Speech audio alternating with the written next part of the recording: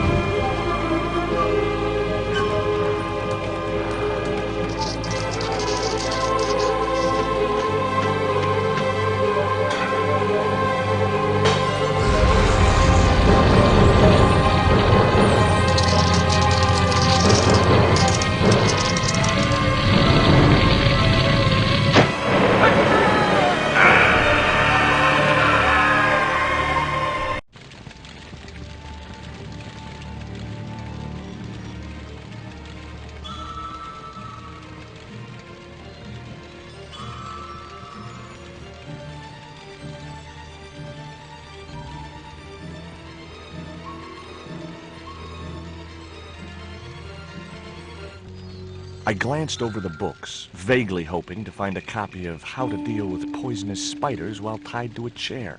No such luck. But I noticed one corner of the bookcase was supported by a loose block of wood. Maybe I'd been a little heavy-handed, but it was a question of survival. Of course, I was still tied to a chair in a burning house with no means of escape.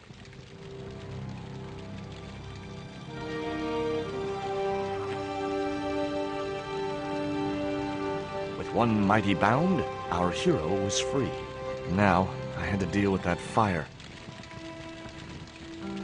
It was a stylish little canvas number containing a lipstick, a handwritten note, and a pair of nylon panties with a large love heart emblazoned across the front. It occurred to me that Nico's tastes must have really changed while I was away. Well, they could be useful. Inside, I found a bottle of tequila. Normally, I didn't drink strong spirits, but today was far from normal. Ew. Disgusting. Not only did the tequila burn like hell, I just managed to stop myself from swallowing the worm. In the drawer was a small decorated pot.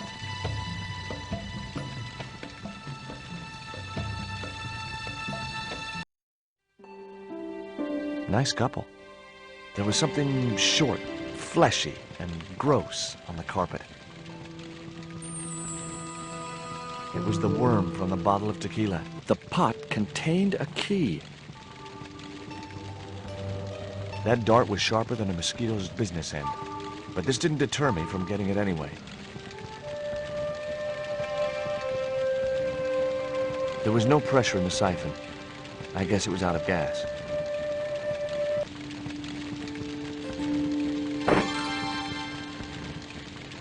As I released the lock, something blew the doors open. That cylinder was hot. I couldn't pick it up with my bare hands. The panties I'd found in Nico's bag were just what I needed to wrap around the hot cylinder.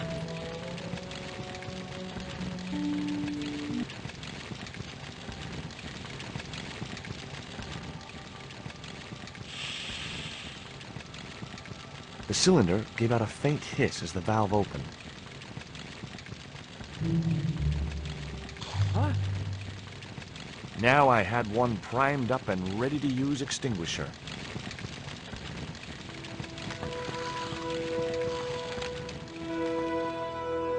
With a well-aimed squirt of his soda fountain, Our unshakable hero saved the day. Now it was time to start looking for Nico. I wasn't going to burn myself on that red-hot doorknob, and it wasn't the time for subtlety. I found a piece of newspaper folded in two. It referred to a forthcoming eclipse of the sun. Unfortunately, it wouldn't be visible from Europe. The best place to view the eclipse would be Mexico.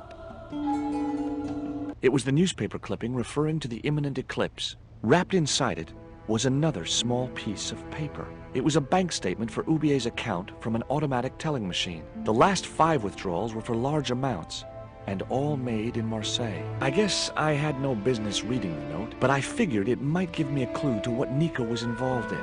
It was from André Labineau, the history student Nico had known at college. The letter was sentimental mush, and revealed that the exotic lingerie, as he called it, was a gift from him. It gave his telephone number. Labineau figured himself as a rival for Nico's affections, but I couldn't believe that that creep was in the running. Much as I disliked him, Labineau might be my only hope of finding Nico.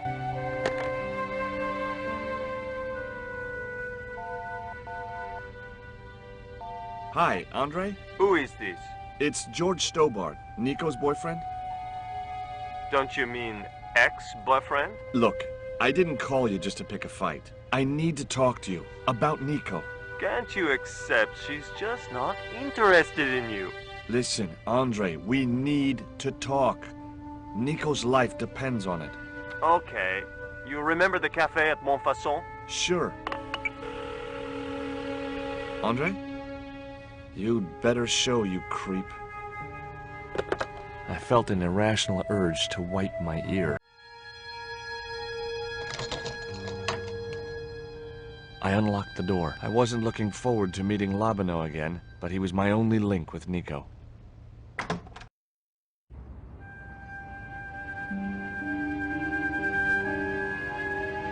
There was no sign of Labineau when I got to the cafe. I decided to order a coffee and wait for him.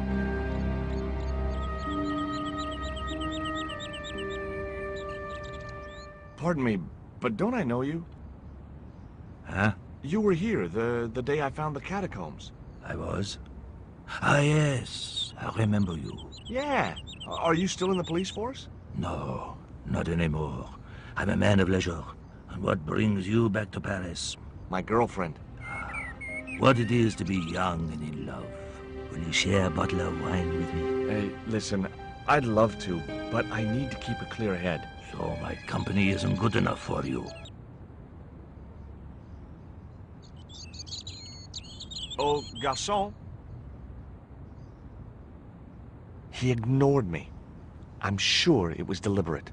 Hey, you. Quoi? I'd like a cup of coffee if you don't mind. When I finish serving this gentleman. Un café. Thanks. What does that guy keep pouring out of his flask? Absinthe. Absinthe? I thought that was highly dangerous and outlawed in France. It is. Don't look at me, I didn't sell it to him. Do you know a guy called André Labineau? Oui, I know him. What of it? Well, I'm supposed to meet him here. Did I miss him? No, I have not seen him today. Have you heard of Professor Oubier? Oui. He married that actress, the little dachshund. They used to come here. The nutty professor and the movie star. If Oubier's wife was a movie star, how come I never heard of her? She was big in France. The world doesn't stop at Hollywood. Her stage name was Carol Climax. She died in suspicious circumstances. How did Oubier's wife die? I heard he shot her. And got away with it? He had a good lawyer and a watertight alibi. Why would an eminent public figure like Oubier risk everything for murder? He wouldn't be the first, would he? Besides, people like him always get off.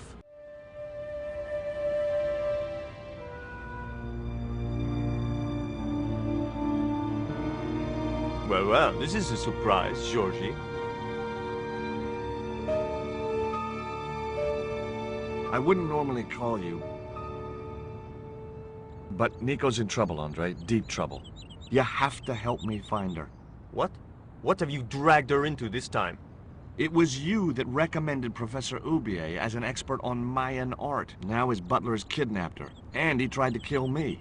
Every time she gets involved with you, there is trouble. Walking out on her was the best thing you could do.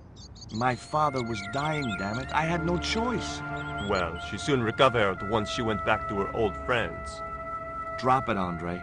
Right now, Nico's in danger, and we have to work together. So, how can I help? Nico needed to speak to Ubier about a stone. Oh, you mean this stone?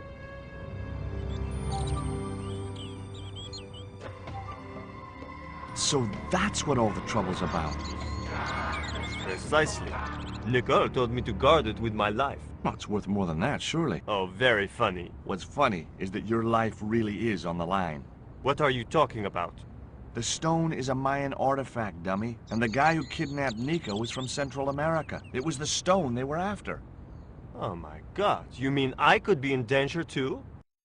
What do you suppose the carving on the stone means? I don't know.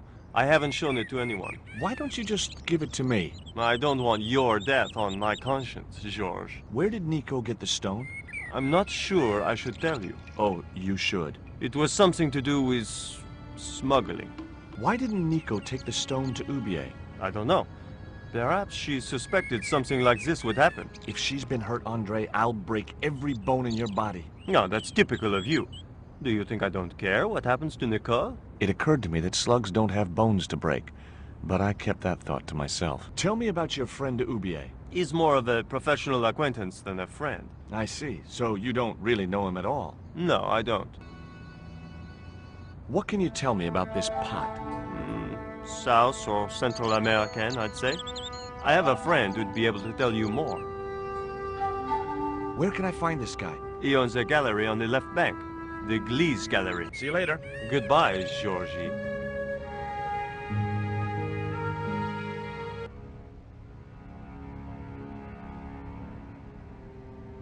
I've had enough of your games, Kala. Tell me what you've done with my stone. I thought your business was simply smuggling cocaine, Karzak. Why are you so interested in that stone? Either you tell me what I want to know, or Pablo here will make you talk. Okay. Well, I figured someone at the university would be able to help. So I had a word with one of my girlfriends, and she told me her boyfriend was a lecturer. I sent the stone to the Department of Ethnology. You know, I figured it was South American, so... You're not buying this, are you? That's enough! I don't have time to listen to your mindless prattle. We'll leave you to think it over. Come the morning, you'll be ready to talk. Do you miss being a gendarme? Yes, of course I do.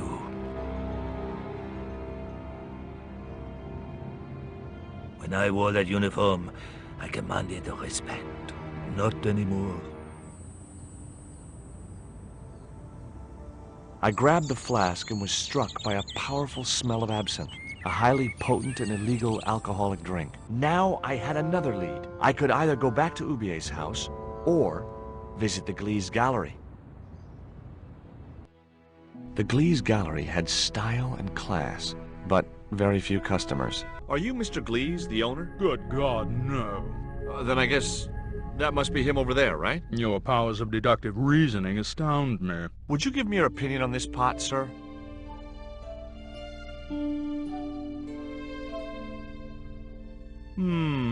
Yes. Very rapouche. Rapouche? Hideous. What the hell do you think you're doing? You smashed my pot. Certainly, it was not only worthless, it was ugly and offensive. To you, maybe. Believe me, I was doing you a favor. What's that you're drinking? I'm not sure, but I have a suspicion it might be urine. Gliese can't expect a favorable criticism of his gallery when he serves this muck. That pot you smashed belonged to Professor Ubier. Did it really? I thought the man had more taste. I wasn't going to waste any more breath talking to that pompous blimp. Maybe I could turn the situation to my advantage, and at the same time, get my revenge. I'd like to ask you a few questions, if you don't mind. Certainly, sir. I'd be most happy to oblige. You're English? These days, one prefers to think of oneself as European. Sure. Whatever you say. And how precisely may one assist you, sir? I suppose you have an import license for these relics? Of course. But that's not my problem, sir. The Professor arranges all the shipping. We simply collect the items from the docks. Could you tell me which docks Professor Oubier uses to import the artifacts? Good God, no. I can't possibly reveal my commercial secrets.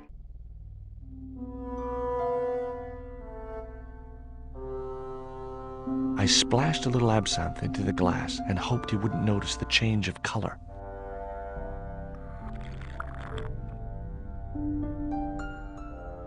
Did you put something in my drink? Yeah, I did. What do you think? Well, it's certainly an improvement over Gleese's wine. In fact, I could grow to like it. Allow me.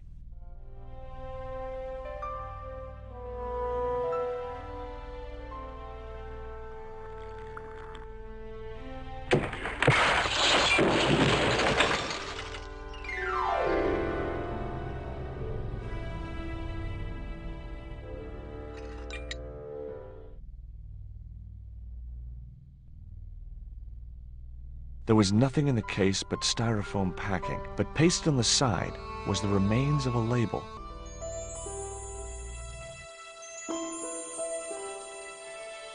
Underneath the logo of a flying bird were the words Condor Transglobal Mars. The rest of the label was missing. It was beginning to make sense. Oubier had organized Nico's abduction. Oubier withdrew money from Marseille. Oubier was connected with Transglobal, who shipped their goods from a warehouse in Marseille. That's how the torn Transglobal label had once read. Marseille, not Mars. It wasn't much of a lead, but it was all I had. I set off immediately to catch the evening train.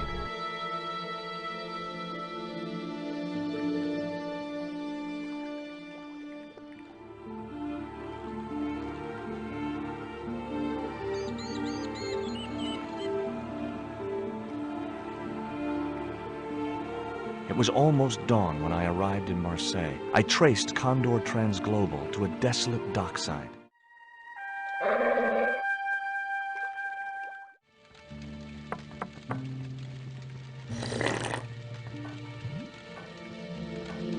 Hi, good morning.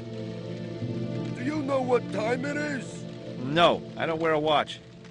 As my dad used to say, I'm not into time, man. Well, you're too early. What time is it anyhow? The big hand's on the floor. Why aren't you in bed? I can explain everything. Never mind, I ain't that interested. What time do you open the gates? 7. Do you mind if I hang out here till the docks open? Please yourself, but you'll have a long wait. It's Sunday, and tomorrow is the start of the national holiday. Everything is closed for a month. Well, wouldn't you just know it? Ever heard of Condor Transglobal? Sure, they have a warehouse here. Well, could I take a look? Not until after the holidays. Come back in a month. I gotta go now, but I'll be back. Can't wait.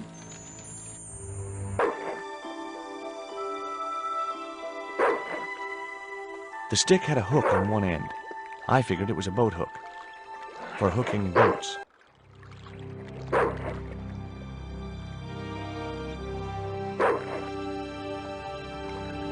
I just knew that boat hook would be useful for something. As for the bottle, even if I couldn't find a use for it, I'd cleaned up the dock a little. Ouch! That's hot. The bottle was half filled with water.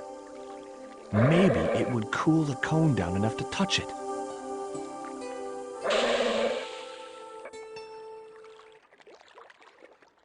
Now I could see into the pipe which formed the chimney.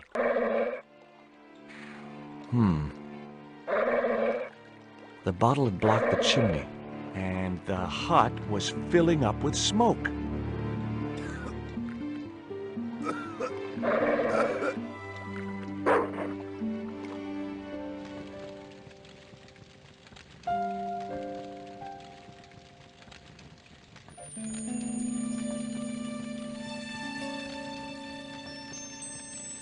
The packet was full of dog biscuits. Someone had once told me a piece of coal brought you luck.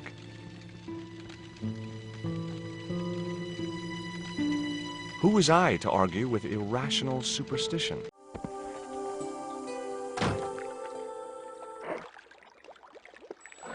Hey, 20. Come and get it, boy.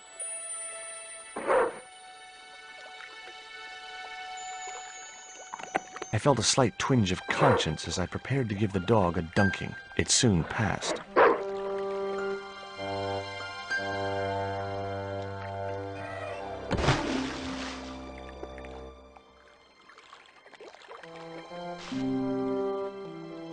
As I'd expected, the dog could swim like a... well, like a dog.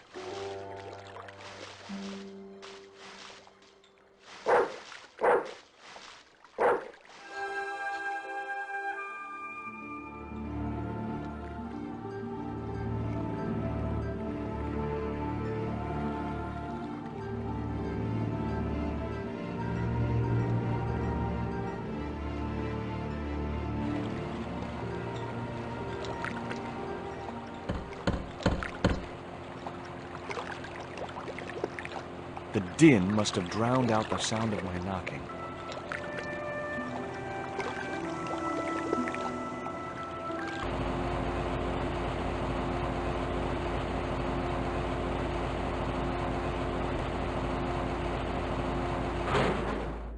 That did the trick. The fan clunked and shorted out as its blades were mashed by the boat hook.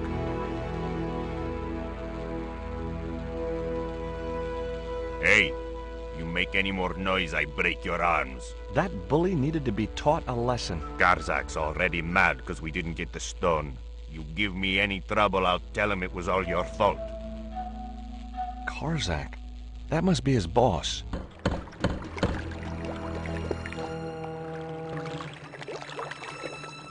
Who is it? Pizza delivery? I didn't order pizza. No? This is the Condor Transglobal Shipping Company, isn't it? I don't like pizza. Oh, come on. Everyone likes pizza. Maybe he was allergic to mozzarella.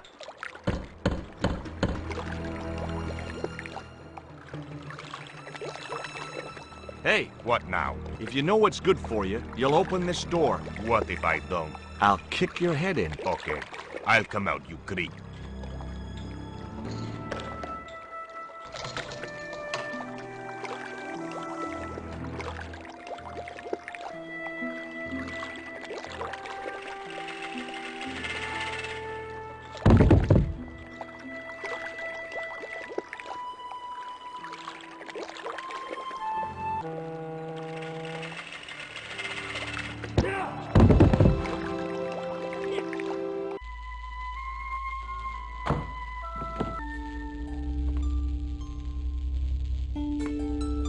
The only interesting thing I found was a small brass key. Among the paperwork which adorned the notice board was something which caught my eye. It was a delivery note from Condor Transglobal, and the address was Quaramonte City. Whoa! Don't shoot! The little guy had a blowpipe. That confirmed my suspicions about what had happened to Nico. I waited for him to shoot me, but it didn't happen. Instead, he seemed to want to tell me something. What? What do you want? He seemed excited, almost desperate. What did he want so bad? Hi. I'm not going to hurt you. Quaramonte! Is that where you're from? Quaramonte City?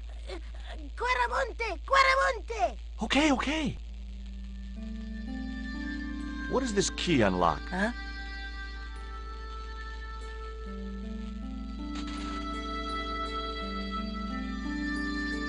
Hey, you're manacled. Who did this? That big thug? I'm gonna set you free, okay?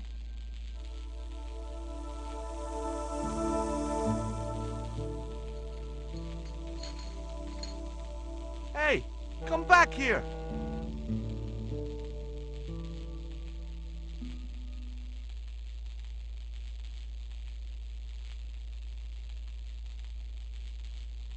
The little guy had gone to ground amongst the stack of crates.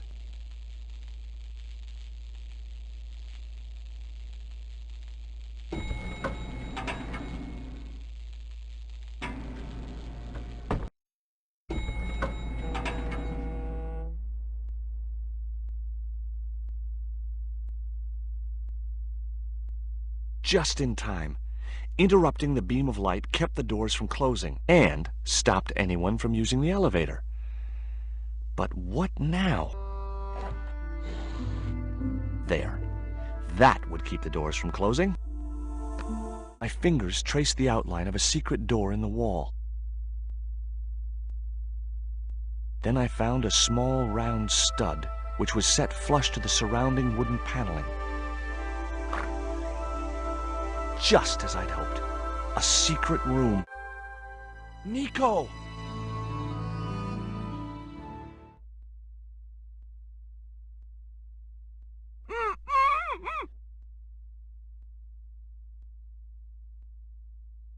Will you look at this? It was a small statue of a kneeling figure in an ornate headdress. The head was hideous, with huge staring eyes set in a decomposing face. Hey, somebody's marketing Labano dolls.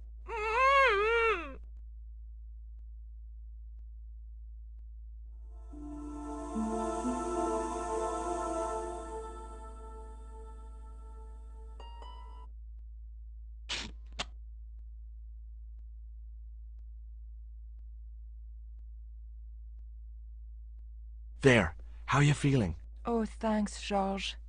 How on earth did you find me? I knew Oubier had been in Marseille. But never mind about me. How about you tell me exactly what's going on, starting with that Mayan stone? I picked it up from one of Karzak's men in Paris. I was expecting a consignment of narcotics. Drugs? Yes. The proof I needed to expose Karzak's smuggling operation. I'd set it up to act as his courier, and once I had the proof, I planned to go straight to Inspector Mou. But instead of the dope I'd expected, they sent me that stone instead. And to find out more, I called Professor Oubier, who invited me to his mansion. At least, I thought it was Oubier. I don't get it. If Karzak's business is drugs, why is he so desperate to get his hands on that stone? Maybe it has some significance to the local people in Central America. It could be Karzak's means of getting them to work for him. Anyway, we've got to get out of here.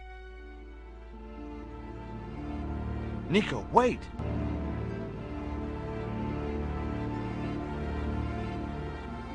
I decided to keep the masking tape. It was bound to be of some use to me. We can't use the elevator. If that thug Pablo's recovered, he'll be waiting for us. We've got to do something. Where does that door lead to? I'm not sure. Hopefully, the tape would prevent those doors from closing and stop the Indian from being able to call the elevator.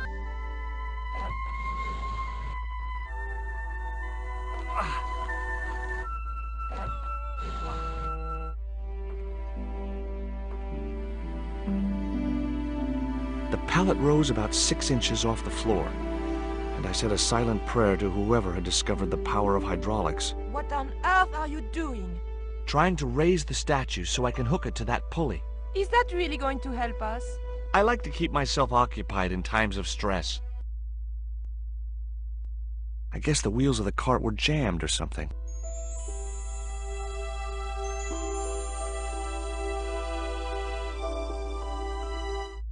Could you give me a hand to push this statue? What for? This, my dear, is our passport to freedom. If you say so, dear.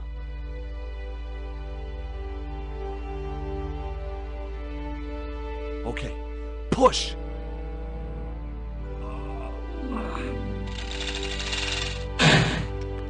Great teamwork. Nice to be working with you again, Mr. Stobart.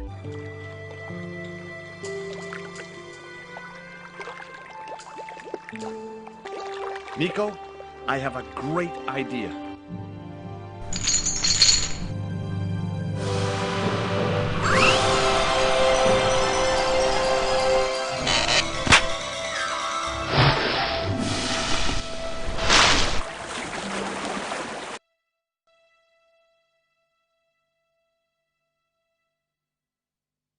George, where have you been? Never mind that. Do you have the Mayan stone? Maybe I have, but, Don't argue, André. Give the stone to George. well, of course. If you say so, Nicole. Thank you so much, Andre. George, he told me you'd been kidnapped, my dear. I'm glad to see he was mistaken. Oh, but it was true. If it hadn't been for George, I wouldn't be here now. It's not finished yet. Karzak's thugs will be back for that stone, you can bet. The best lead that we have is Quaramonte City. Quaramonte? It's in Central America. That's where Oubier gets his artifacts. That's all we needed to know. Come on, Georges.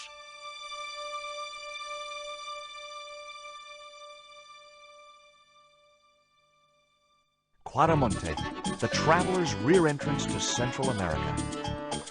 Well, that's how it was translated in the brochure. We didn't know what we were looking for, but the offices of Condor Transglobal seemed a good place to start.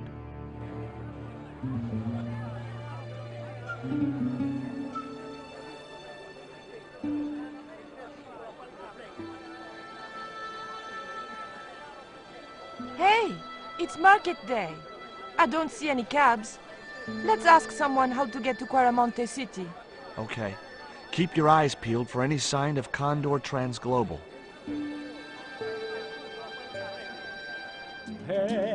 Hey, cheer up, guys. What's with the long faces? Our pipe player has been arrested and thrown in jail. Poor Miguel. He never broke the law in his life. Why was Miguel put in jail? For playing folk music. What? It's true, senor. He insisted on playing traditional Quaramonte music, even though it's illegal.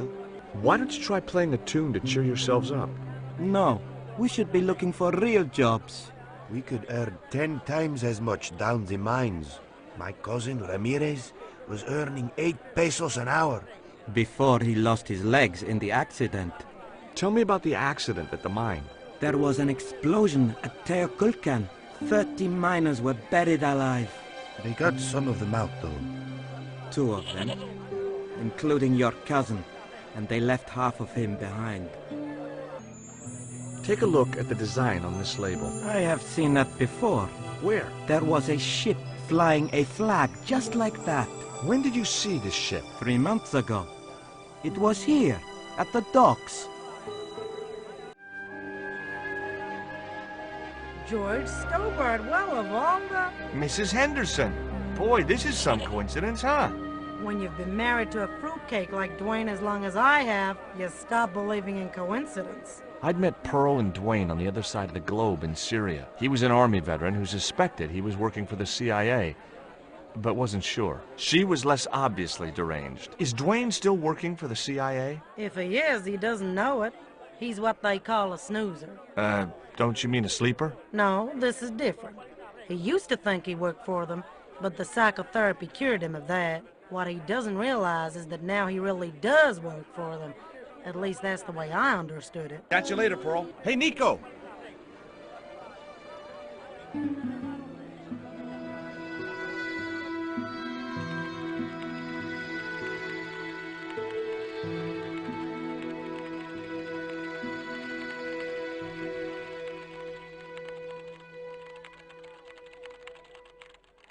Hola, señora. Hi. We were wondering... I was talking to the lady, Chico.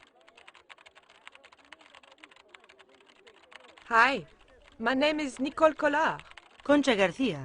How can I help you, sister? The corporation I represent is considering a major investment in Quaramonte. Your advice, as the head of an obviously successful concern, is precisely what I'm after. My assistant, Mr. Stobart, has a few questions he'd like to ask you.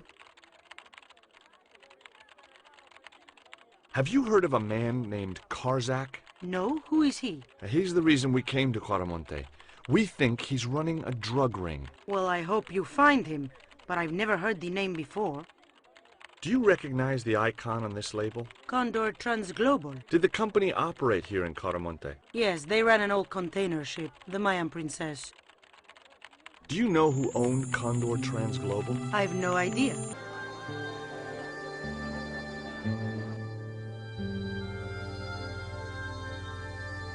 I have done just as I have been instructed, Professor. With the mine closed down, there'll be no one around to observe your excavations. Ah, I have visitors. Just remember what I told you, General. There's really no need to make a martyr out of that man.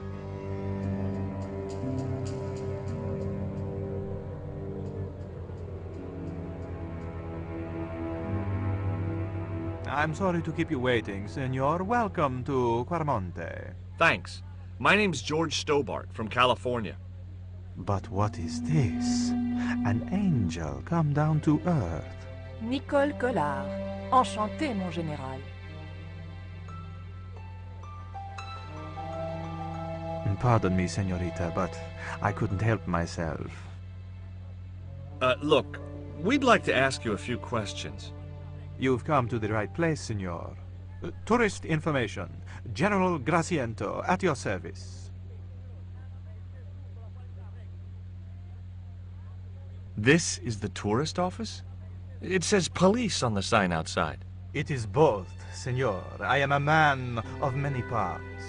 I can see that, General. Have you heard of a guy called Karzak? No. No, I never heard of him. Who was the guy you were talking to when we arrived? Professor Oubier, a visitor, senor, like yourselves. Did you say Oubier? Si, senor.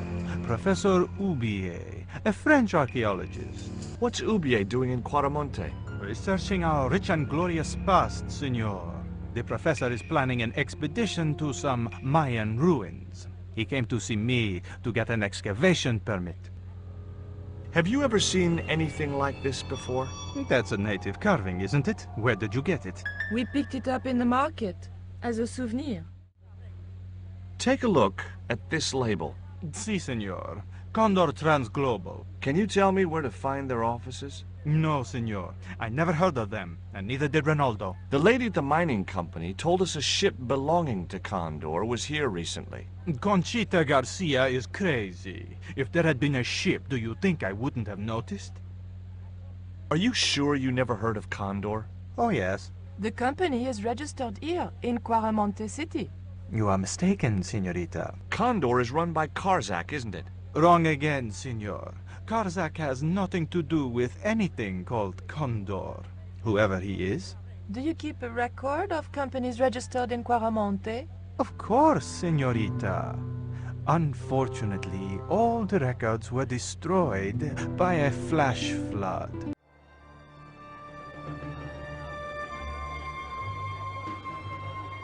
Why did you show him the stone? I thought maybe he might know something about it. Well, he does now, for sure. He knows we have it. That man we saw talking to the general was Oubier. Didn't you recognize him? I never met him, remember? The guy I called in Paris claimed to be Oubier, but he sounded nothing like the man in the police station. Maybe the professor really is innocent. Nah, it's too much of a coincidence that he's here in Quaramonte. Professor Oubier? Yes? Who are you? My name is Stobart. George Stobart. I thought that face was familiar. Remember me, George? Dwayne Henderson. Hi, Dwayne. Just a moment. I have a few questions to ask the professor here. Does the name Karzak mean anything to you? Yes, I know him. In fact, if it wasn't for Karzak, I wouldn't be here. What? He's financing my expedition. Tell me about your wife, Professor. Please, I don't want to talk about her. You shot her, didn't you? No! I loved Carol. She meant the world to me. What do you know about my girlfriend's abduction? I don't know what you're talking about. She was invited to your mansion in Paris. Not by me, she wasn't. I haven't been home for nearly 7 months. Can you identify this statue, Professor? Oh, yes. Tezcatlipoca, the Lord of Darkness. A Central American god, right? A supreme deity. Tezcatlipoca means, literally, smoking mirror. There. You see the mirror shield in his left hand? The Mayans believed he could look into the mirror and see into the hearts of men. He was the wind which came howling in the night in search of victims. And victims they gave him by the thousand. Human sacrifices? Men, women, children, animals, anything that bled. The steps of his temple ran red with the blood of sacrifices. The Mayans have a legend that says he'll return one day. I hope I'm not around to see it. Do you see this label? Yes. It refers to a company named Condor. What of it? I traced that company here, to Quaramonte. Do you know where I can find the offices of Condor Transglobal? The company no longer exists. They went bankrupt recently.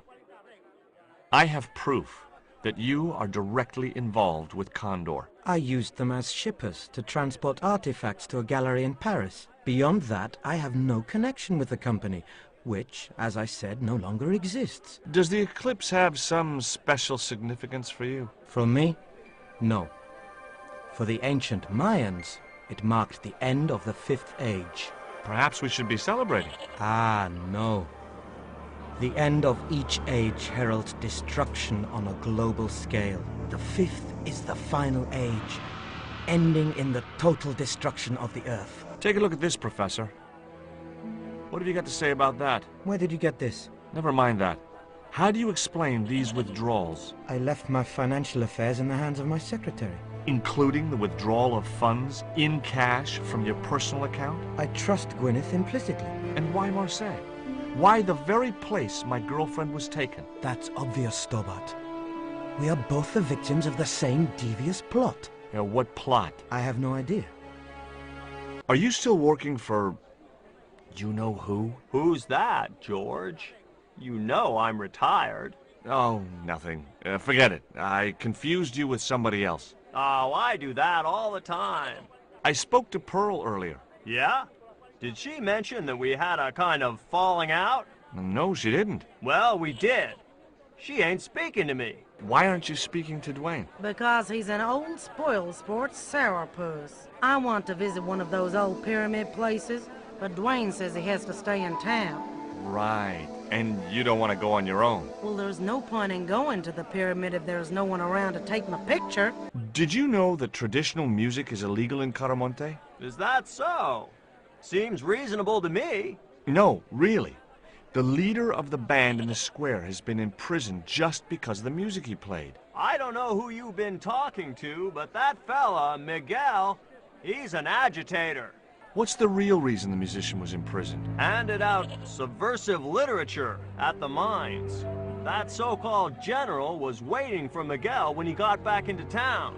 Marched him off to jail at gunpoint on a charge of inciting a riot. Maybe I'm wrong, but you seemed kind of evasive when I asked you about what you had in that truck before. Damn right I was being evasive. I couldn't talk in front of the foreign national, see? George, I'm on a top-secret classified mission for Uncle Sam. This truck is a rolling bomb.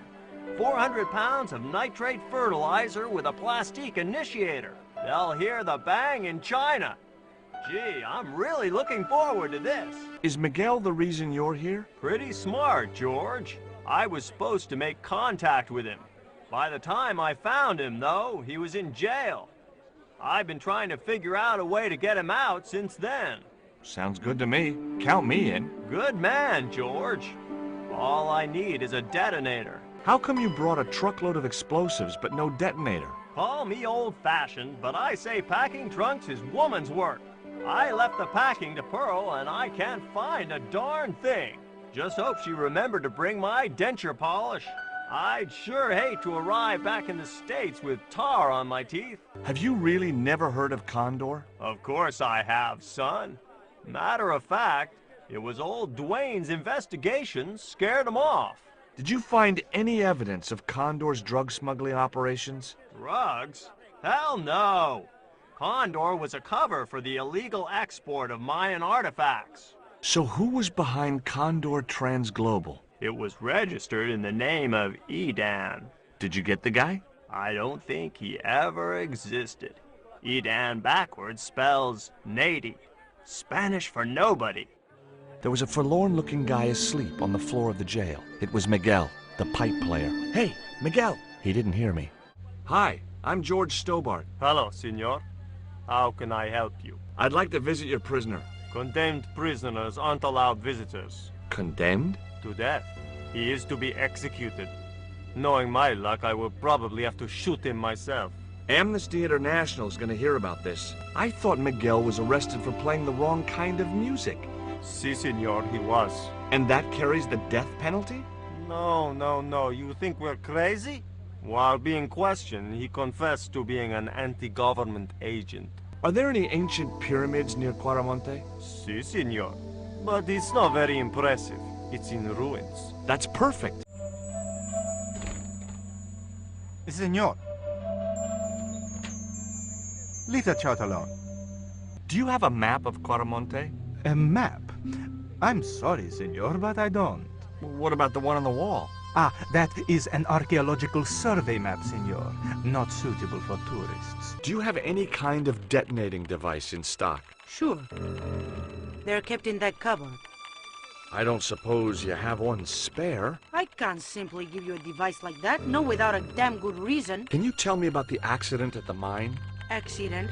It was sabotage. Somebody wanted my mine closed down for good. Do you have any evidence that the mine was sabotaged? Not yet, but I'll get to the bottom of it. There'd been trouble at that mine for several months. The workforce was getting smaller every day. Someone had started a rumor among the men that the mine was cursed. Now the entire operation has been closed down. Where's the site of the mine? Several days upriver at a remote area known as Teoculcan. Do you know Professor Ubier? Yes. I understand he is about to embark on an archaeological expedition. He hired some equipment from me earlier today. I overheard him talking to the general. I think they're working together. What? If I'd known that, I wouldn't have hired out the equipment. Now, why would the general be interested in an archaeologist? The general has a chart in his office, which he was discussing with Ubier. Perhaps that chart will tell us where they're heading. Maybe, but I can't get anywhere near it while the general and his sidekick are there. Did you notice that chart on the police station wall? Yes.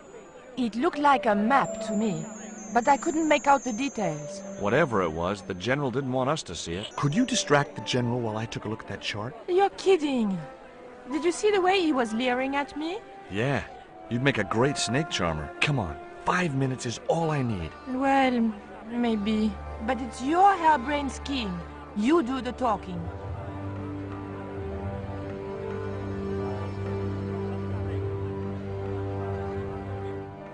My girlfriend has a favor she wants to ask you, General.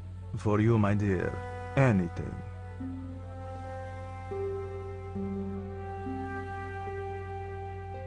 I've changed my mind.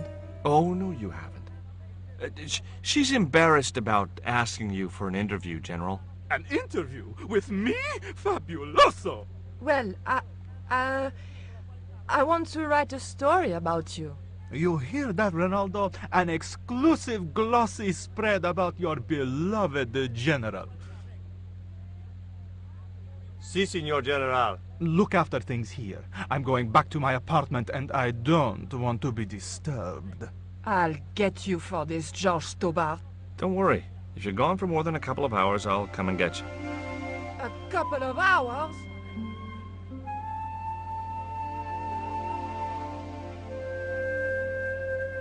Would you take my friend to the ruins now the general's gone? I'd be honored, Signor. Thanks. I'll go get her.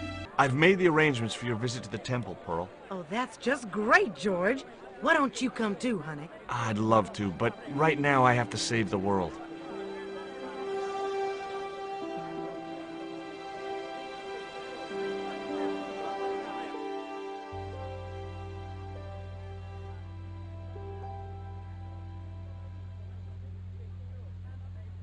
Listen, sweetie. I'm looking for an official guide to take me to the old pyramid. For a lovely lady, I would go to the ends of the earth. For you, I will go as far as the pyramid and back. But what about your husband? What he doesn't know won't hurt him. Let's go, Beanpole.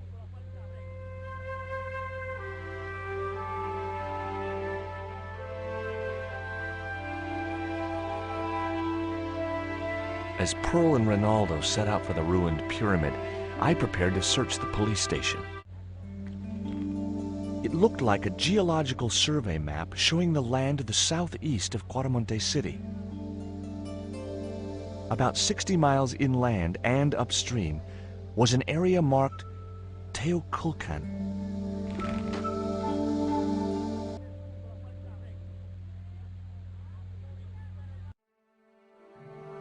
I'm George Stobart. You're Miguel the musician, aren't you? Ex-musician, senor. My career is finished. Going to jail could be the boost your career needed. Senor, I would rather die than live with this shame. Have you heard of a guy called Karzak? Yes. The old man spoke of him. The foreigner? Professor Ubier? That's right. This man Karzak is Ubier's boss. Why is that noose hanging from the bars? Ronaldo strung it up. For me to hang myself.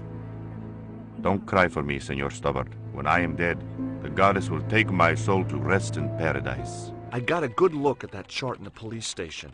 It's a map of Quaramonte. Does it tell us where Ubier is heading? Yeah, a place called Teoculcan. That's the site of the mine. I wonder why they're being so secretive about Ubier's plans. One thing's for sure. If the general's involved, they're up to no good. I'd like to talk to that musician Miguel. Take the detonator and get him out of that jail.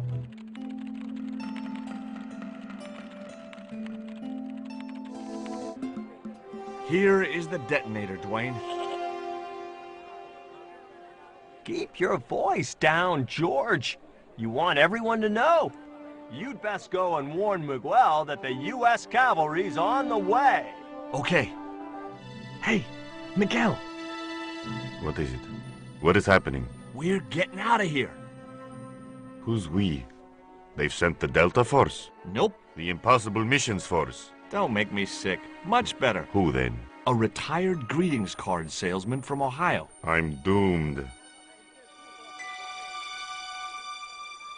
You're not the only one. I should have known you'd be trouble the moment I saw you. Look, I can explain everything. Get in that cell, now. And what if I refuse? He'll shoot you. Okay, here I am, going quietly into the cell.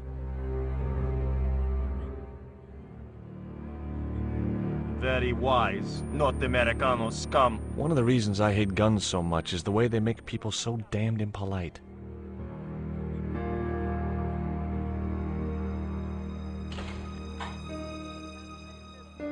I hope you're enjoying your vacation, Senor Stobart. Go polish your weapon, Ronaldo.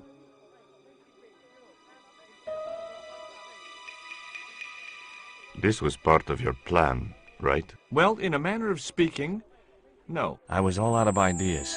It was up to Nico now. So, here we are. You've changed. I thought I would slip into something more comfortable. The stench of cheap cologne rolled over me like tear gas. So, what do you want to know about me? Ask and I will answer. I will deny you nothing.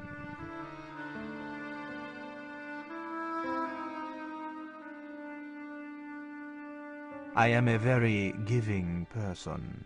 How nice for your friends. Your eyes are glittering like stars. His damn cologne was making my eyes water. I was running out of sofa.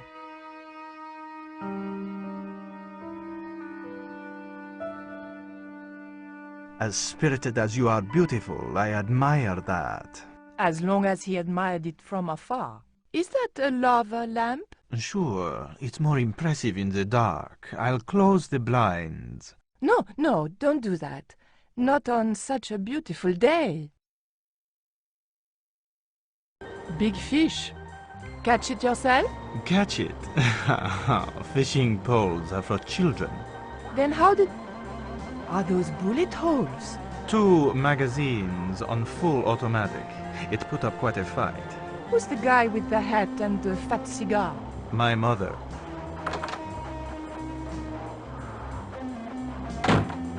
Mom, what is going on here?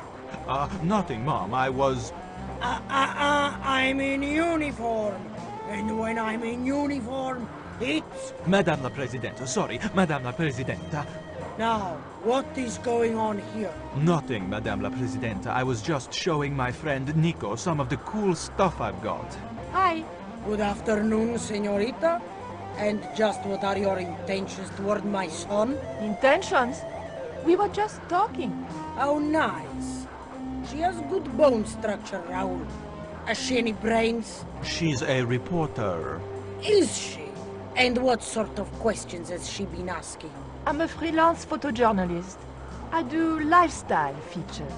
For what sort of magazines? It looked safest to play dumb, with good bone structure. Haya, Lifestyle of the Super Rich and Vainglorious, Envy Magazine, Excellent. Raoul, you've chosen well for a change. It was pretty obvious who pulled the strings around here. I hoped George was making good use of the time I was buying him. And then it goes... Pa pa pa pa pa pa pa pa pa pa. And when you were in this band of yours, you used to play that song for 2 hours? Yeah, we were really famous at our college. Still, ours wasn't as good as the original version.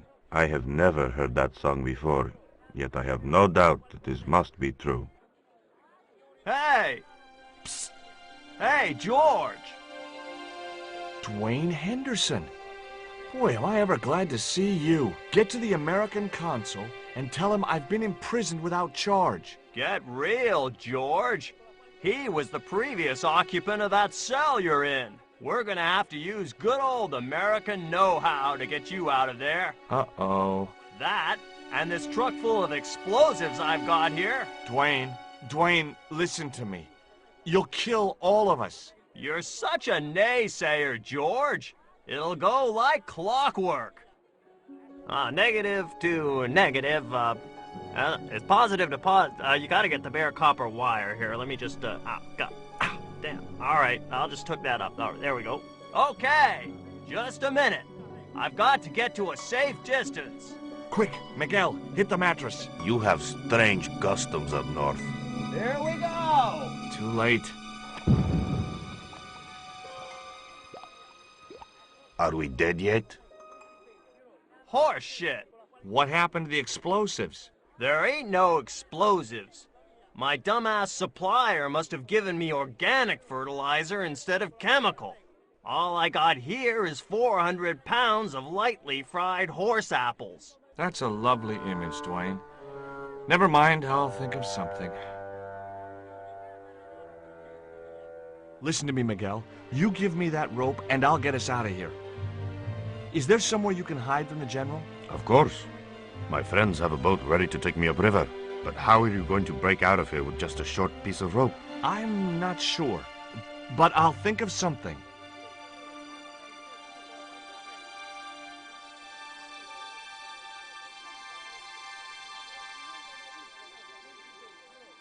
If your plan doesn't work, will you let me hang myself in peace? Hey, Dwayne, I want you to tie this rope to your truck and then drive forward. I'd had no idea whether this was really going to work, but I'd seen it in a black and white Western. Of course, Hopalong was using a horse and Dwayne had a 4-ton truck, but hey, the principle's sound. Anything you say, George. Please forgive my mother. She can be a little difficult.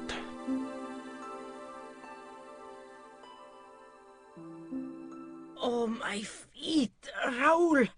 Propose, you idiot! Don't mind her. She just wants grandchildren. Don't think I can't hear you, Raoul. I want the worthy successor, and you're not it. Propose now, or I'll do it for you. Look, Nico, we haven't known each other very long, but... What the hell was that? I didn't know what was going on, but Georges had to be involved in it somewhere.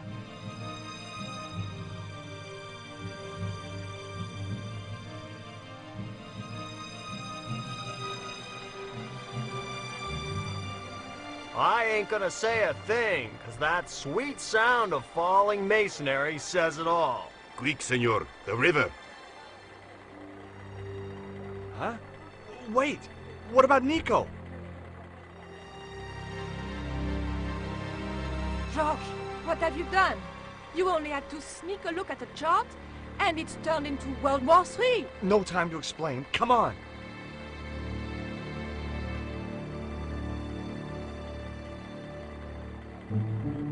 Don't move, terrorist scum. You talking to me, Junior? Yes, I'm talking to you, fat man. And my name's not Junior. A word to the wise, Junior. You carry on waving that pea shooter in my face, and the next person who sees it is gonna be your proctologist. Savvy? General, I am happy to report that I have apprehended the terrorists. You idiot, not them. The other American and the French woman. They're the ones.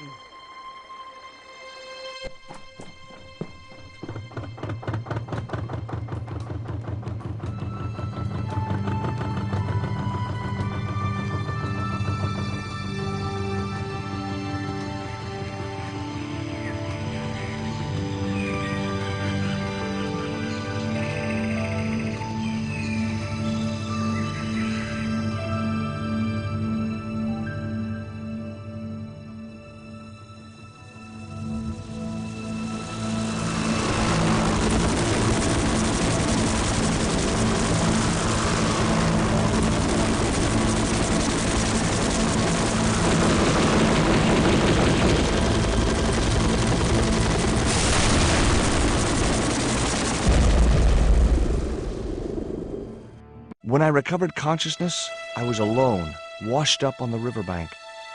My head was aching fiercely, and my mouth tasted like a swamp. But I followed the sound and discovered a tree house in a nearby clearing. It was heavy. I guess that was intentional.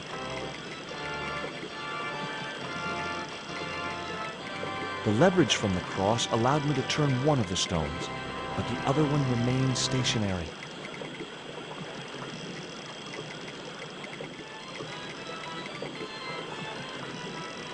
The vine provided a drive belt to connect the two stones. Now I had the contraption working.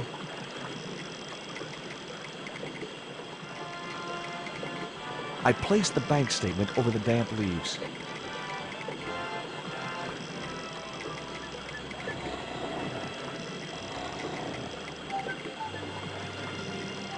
As I held the fetish to the iron rim of the wheel, a shower of sparks cascaded onto the leaves.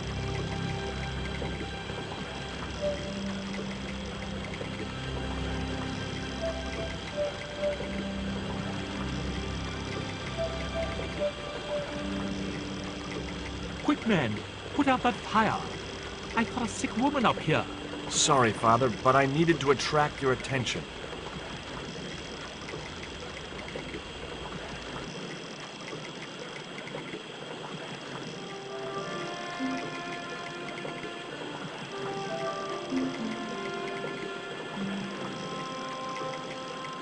Who are you? And what do you want? My name is Stobart, George Stobart. I'm Father Hubert. I don't suppose you speak French. Huh? Why do you want to know that? I found a young woman with a fever by the river this morning.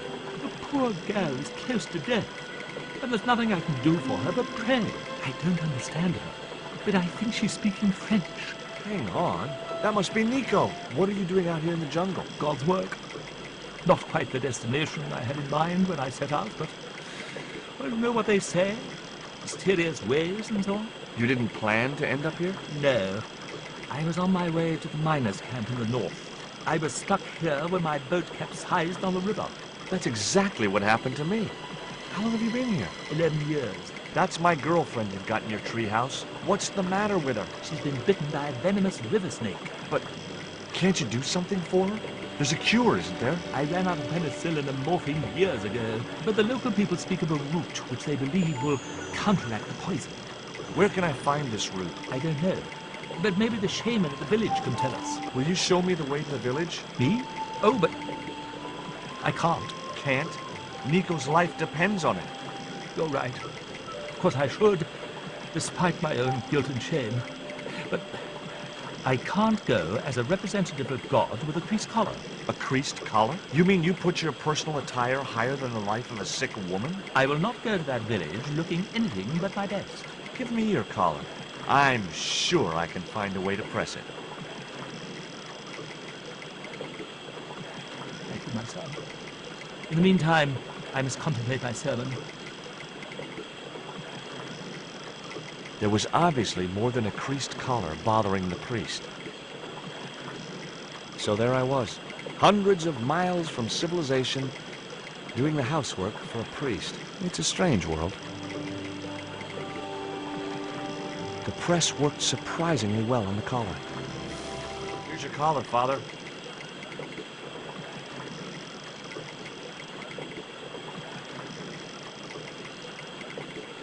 Thank you, George. You'll probably think it a little odd of me to make such a fuss. Oh, no.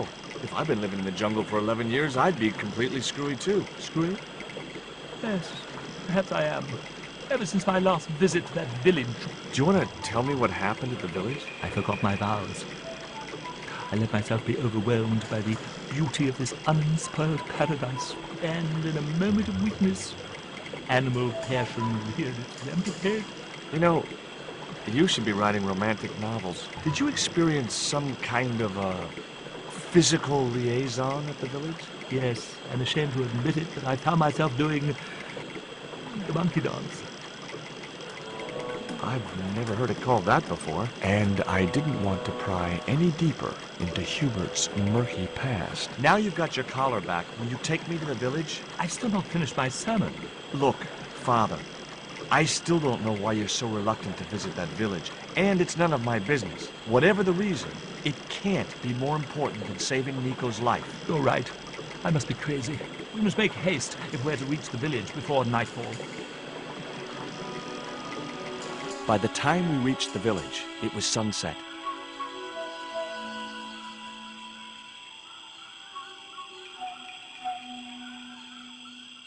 Hello, boys. Glad to see you're still wearing the underpants. What? They're the best Christmas present we ever had, Father. Mine are too tight. Well, we all have our cross to bear. This is George. He has a request to make. I'm afraid I can't stay. Good luck, George.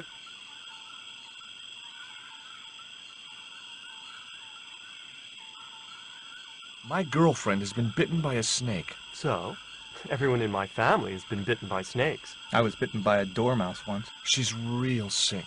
I hoped your wise man might have medicine. Wise man? You must have the wrong village. Father Hubert said there was a wise man in the village who could help me. Ooh, he must mean the old man, the shaman. I'd like to see the shaman, please. You can't just go walking in there and demand to speak to the shaman. Why not? You have to observe the protocol. The shaman demands tribute. Tribute? You mean like a gift? That's right. The eternal question. What do you give a man who has everything? Here, he'll like these biscuits. If you say so.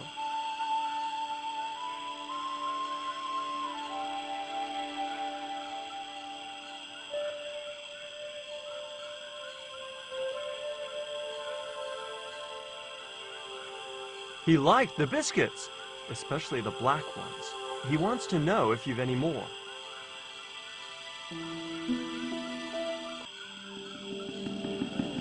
I put the Mayan stone in the empty box. Here, I found some more of those biscuits for the shaman. I'll give them to him.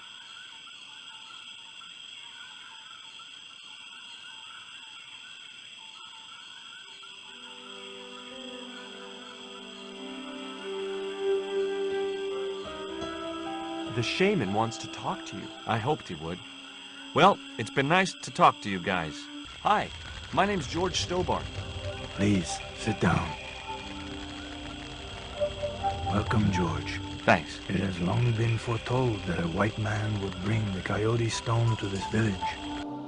My girlfriend's been bitten by a snake. And you want me to heal her? That's the idea. Can you do it? I'm not sure. My gums aren't what they used to be. Listen, my girlfriend's in a coma. Please, old man, give me the root. What root? Father Hubert told me of a root which could cure the bite of the river snake. There's nothing sacred with these people.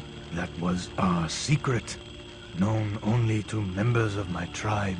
If that root is my chance of saving Nico's life, then I want it. Fast. There is time yet, George Stobart. Time to learn why you were called here. Fine. If I listen to your story, then will you give me the root? The eel travels far, but still returns to the place of his spawning.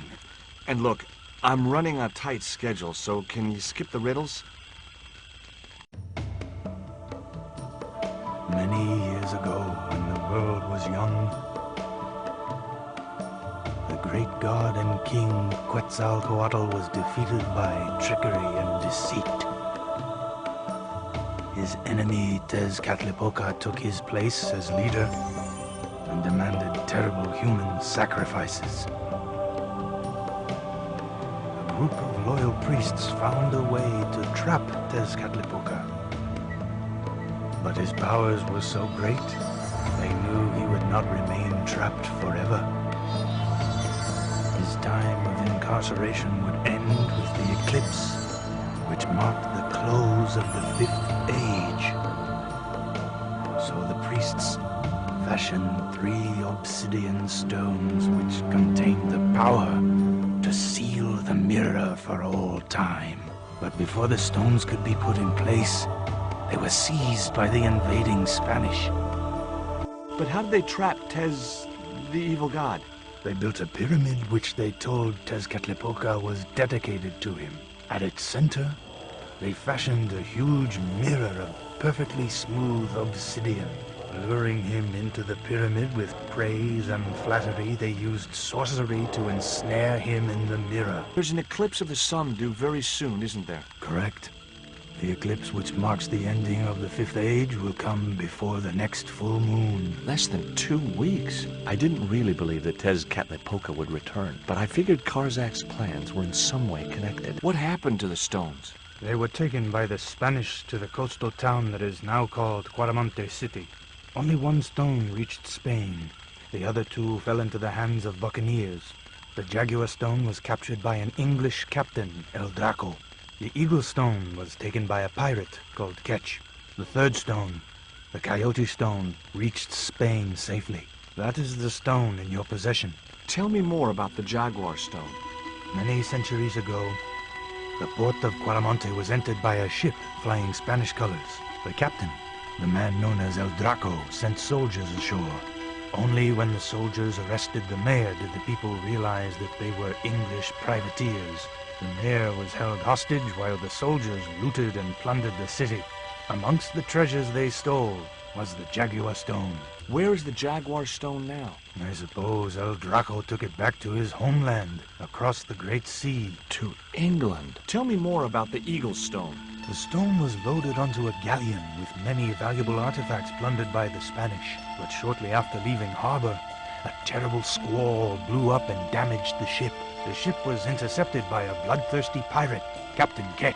Ketch made short work of overpowering the crew, stealing the treasure, and sinking the Spanish ship. Where's the Eagle stone now? Nobody knows for sure. Ketch retired from piracy and bought an island in the Caribbean. What do I do when I find the stones? Bring them here to me and I shall prepare you. The stones must be taken to the heart of the pyramid. Only there can they be used to seal the gate by which Tezcatlipoca will return to this world. Now do I get the root? Here, take it. Make haste if you wish to save the girl's life. The hummingbird sings to me of death to come. Now you're talking in riddles again. Listen, is it okay if I crash here? I've got no chance of finding my way through the jungle in the dark. You're welcome, but you probably won't get much sleep. Tonight's the night of the monkey dance.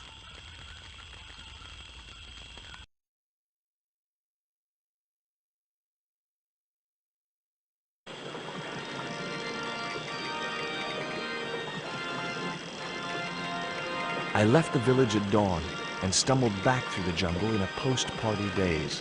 It was just like sneaking back to my parents' house when I was younger. Except Oakland didn't have monkeys or parrots. Nico, I brought you this root. No way was she going to be able to chew the root. I needed to give her the antidote in a more digestible form.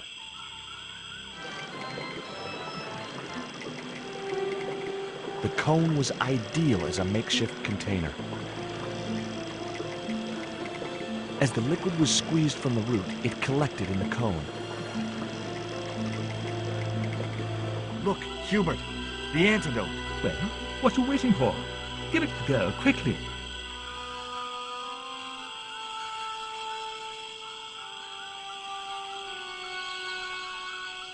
Nico. Here, drink this. Oh, George, it's horrible. Just swallow it down. Okay, try and rest now, darling. You'll need all your strength when we go after the other 2 stones. Other stones? What other stones? What have you gotten me into now, George Stobart? Well, the patient is sounding more like her old self already.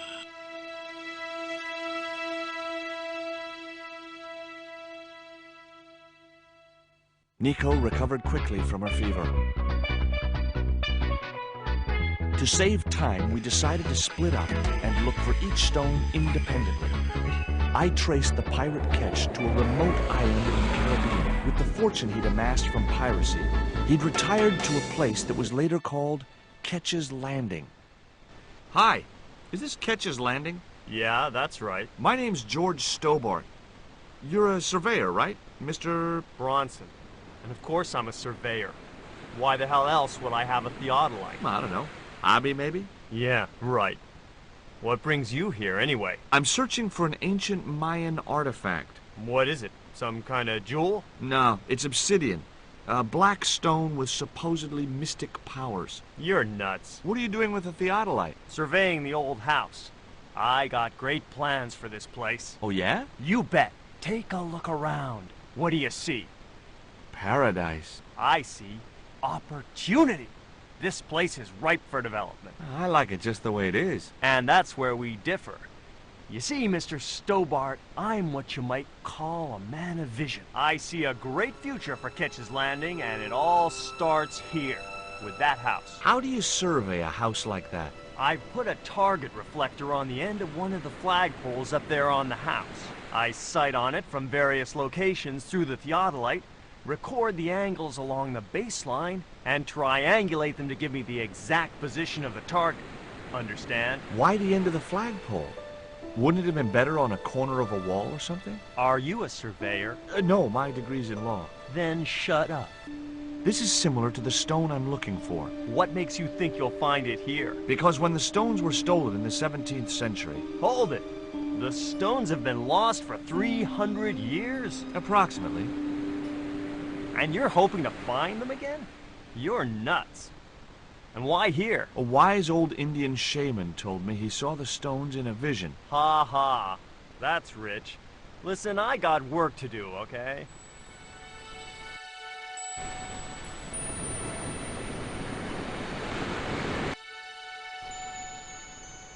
You want to buy some fish? Nah, I don't like fish. What's your name? Rio. It means river. What about you? George. It means... Well, it's just a name. Is it true that Captain Ketch lived around here? That's right. That's his house up on the hill. It's a museum now. Yeah? That's exactly what I need. Thanks, kid. You won't get inside, you know. The old ladies close it down. What do you know about Captain Ketch? Just what everybody knows around here. He was a pirate and get himself hung. No school today? No, sir. What about your education? I can fish, sail, and swim. I've been looking after myself since I was 6, and I'm bilingual. Aren't you a little overqualified for a beach bum? Well, you know, there's a lot of competition. Will you help me get those plans? I don't want to go nowhere near that man. He promised to drown me when he found the fish I left in his sleeping bag. Hi, my name's George Stobart. Good afternoon, Mr. Stobart. Would you care for tea? No, thank you, ma'am. I don't like tea. Can you tell me anything about Captain Ketch? More than you can tell me about your great-great-great-great-grandfather, no doubt. You're his descendants? Certainly. Captain Ketch was born in Dorset, England, in the reign of King Henry VIII. His family were undistinguished farmers, but young Frederick Ketch decided to go to sea. We have plenty of seamen in our family, Mr. Stobart. Are you interested in history, Mr. Stobart? Yes, I am. You were telling me about Captain Ketch. Do go on. Oh, yes. He sailed under Hawkins. Jim Hawkins? John Hawkins, one of the great traders of the Elizabethan age. In 1568, Frederick Ketch was a young man serving aboard the Jesus, Hawkins' flagship. They sailed from England to Africa and across the wide Atlantic to these islands. Ketch was never to see the shores of England again. How come Ketch never made it home? Because the Spaniards sank the Jesus in an act of treachery. You said Hawkins' fleet traded between Africa and the Indies. What was it they were trading? Black men with no shirts. You have to understand, Mr. Stobart, that this was the 16th century. But that doesn't alter the fact that Hawkins and Ketch were slavers and pirates. Would it surprise you to learn that Hawkins was also a devoutly religious man? He transported slaves in a ship named after Jesus Christ. In my book, that makes him a hypocrite. What happened to Ketch? Was he killed? Oh, no. He got away and returned to this island, to this very house. The Frederick Ketch Memorial Museum. Is it true Frederick Ketch was a pirate? Frederick Ketch was emphatically not a pirate. They hanged him, you know. Down there on the beach in front of his family. Didn't bother with the trial. Just whipped him out from his breakfast table and hoisted him up in chains. Well, if he wasn't a pirate, what did they hang him for? Envy. pure green-eyed envy. He had been a successful privateer, you see, and had accumulated great wealth. As rich as a mink in a paddock. Shut up, Mina. Yes, Frost. The small-minded governor and his lackeys wanted his money, trumped up some ridiculous charge about breaking the conditions of his letter of marque, and hanged him like a common thief. The blackguards! Letter of marque? The document that permitted him to engage and destroy the enemies of the crown. The difference between a lawful privateer and a pirate. Yoo-hoo! Sorry, Frost. Well, why didn't Ketch just say, take a hike, guys, I've got a pirating license? Frederick Ketch was not a pirate! But he did show them his letter of marque. But they destroyed it and hanged him anyway. I've been talking to Rio, the little fisher boy. I'll thank you not to mention that little wretch in my presence. Dirty little whelk. Nasty fishy boy. That will do, Mina. What is it about Rio that you don't like, Miss Frost? Well, once upon a time, he and Emily... Be quiet this instant, Mina. What can you tell me about Emily? Emily? What business can she be of yours? Her parents were killed in a typhoon. We, as her only living relatives, took it upon ourselves to raise the child. It's good to know Charity isn't dead. Oh, but she is. Washed overboard in the typhoon. Mr. Stobart wasn't talking about Emily's mother. He was being sarcastic. What else can you tell me about Emily? How dare you pry into our family in this way? I refuse to answer any more of your impertinent questions. It was locked. The house is closed. How come? It is undergoing refurbishment. Oh, of course. This must be the place Bronson's surveying. The intention is to prepare the museum for the new century. The Frederick Ketch Memorial Museum. It would look nice in neon. A museum for a pirate? There was a stony silence. As I have already told you, sir, he was not a pirate. It's precisely this sort of vile misrepresentation that Mr. Bronson is seeking to rebalance. Oh? How? Mr. Bronson has kindly agreed to undertake the museum's refurbishment at a very reasonable price. He understands the importance of a sense of history. Funny. That's not the impression I got of Bronson at all. He also understands spherical geometry. Mina? Well, he does. Listen, ma'am. I came a long way to visit this place. If we make an exception in your case, everyone will want to get in. Pardon me, but I didn't exactly have to fight my way through the crowds. You're the second visitor we've had today. No, I'm sorry, but it's impossible. Okay, it was time for diversionary tactics. I thought I saw a little girl down on the beach. You must be mistaken. He must be mistaken. Mustn't he, Frost? I'm sure I'm not.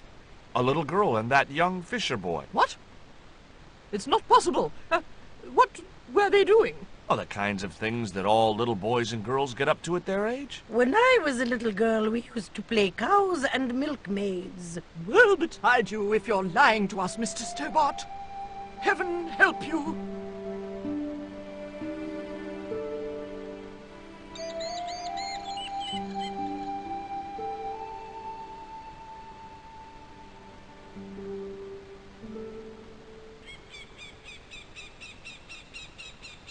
With a creak of ancient corsetry, the sisters sailed majestically over the distant horizon. I think Bronson is trying to cheat those sweet, vulnerable old ladies. That's a little unfair, isn't it? Okay, he's trying to cheat those seriously demented, poisonous old ladies. You have to admire his acumen. Can you let me have a fish, kid? I thought you say you don't like fish. It's not for me. It's a present. For the old ladies? Well, it makes a change from flowers and candy. No, it's for their cat. Okay.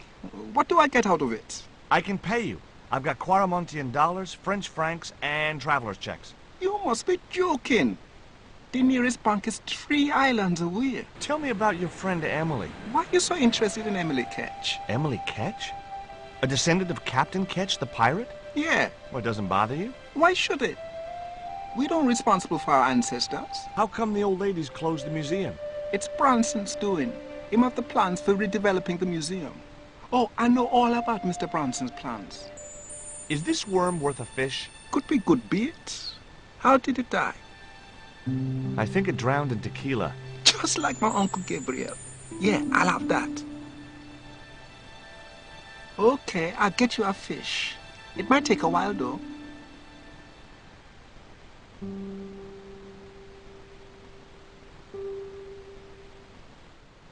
Hey, I caught a bite. You have? It's a big one. A real big one. Reel him in, Rio. Jeez, it must be a whale or something.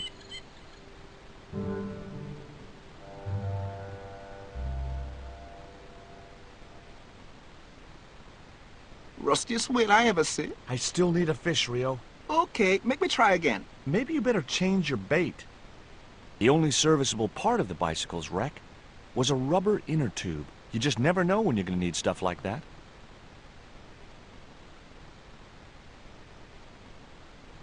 There's a fish, my man. I can't put it in my pocket while it's flapping about like that. No problem.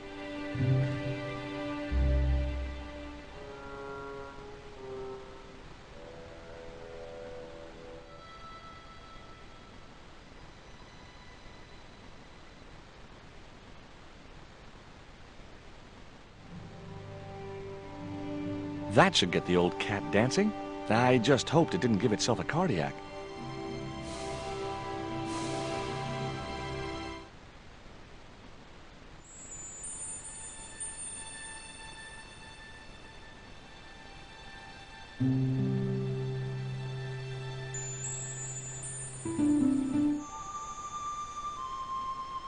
I put the ball in the catapult. Took aim. Yes! Okay, so it was a lucky shot, but I'd knocked the theodolite target clean off the end of the flagpole.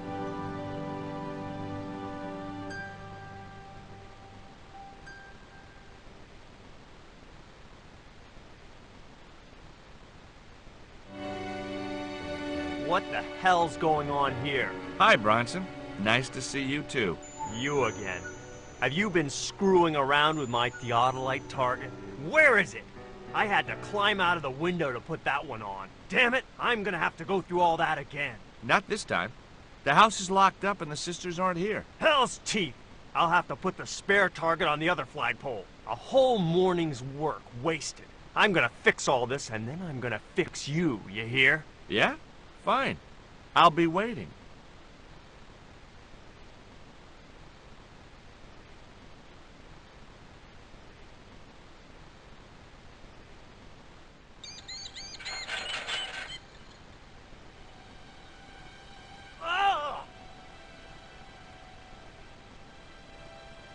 What you doing, Bronson? Just hanging around? I'm gonna kill you for this, Stobart! Get me down from here! What, so you can kill me? Gee, you talked me out of it, Bronson. I felt a little guilty about leaving Bronson up there, but not much, obviously. The marker was a bright, shiny thing, and I have a weakness for bright, shiny things. It wasn't going to be much use without the theodolite, though.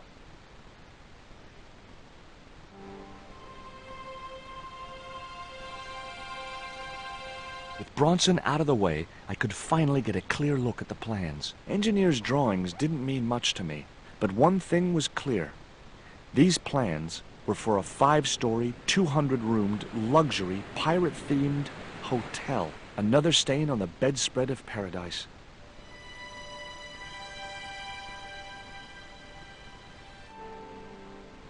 You there! Why is Mr. Bronson hanging from that flagpole? He climbed up there of his own accord. Then help him, you stupid man! Quickly, before he falls! Here, Bronson's plans.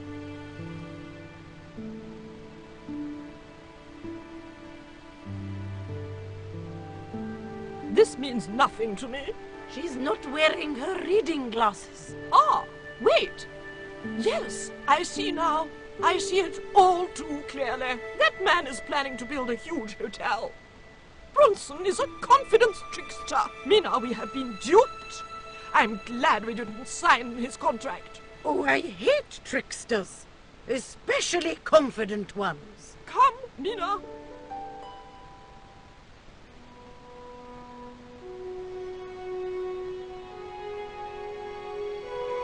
Mr. Bronson, you may consider yourself persona non grata. Yes! Convict Keenum! Kindly disentangle yourself from our flagpole and eject yourself from our property this very minute. Disentangle!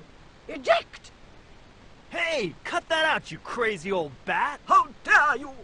Mina isn't crazy, she's just engagingly eccentric. Yeah, as a bedbug. Ouch! Lovely as this little vista is, I'd be really grateful if you could let me into the museum now. Certainly, young man. We are most grateful to you for exposing this scoundrel, Mina the Lock.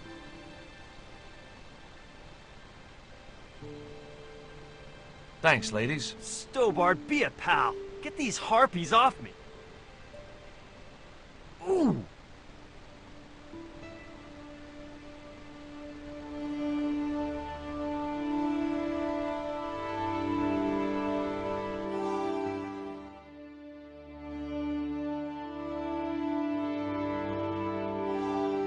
While George was basking in the sun-drenched Caribbean, I went to London. It was a long shot, but I thought I'd start my search for the Jaguar Stone at the British Museum.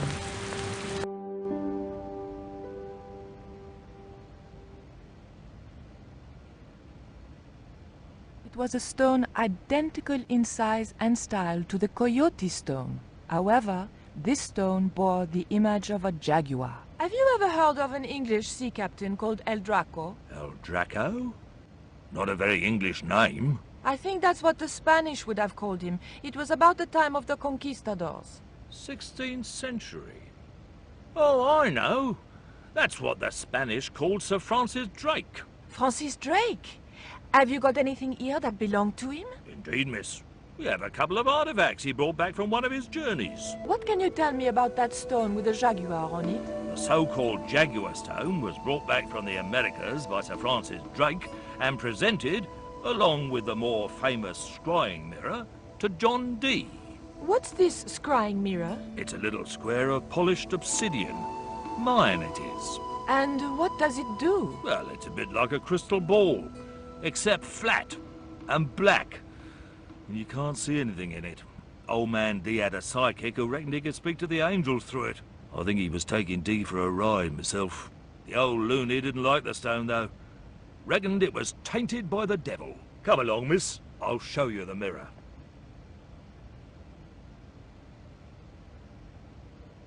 There.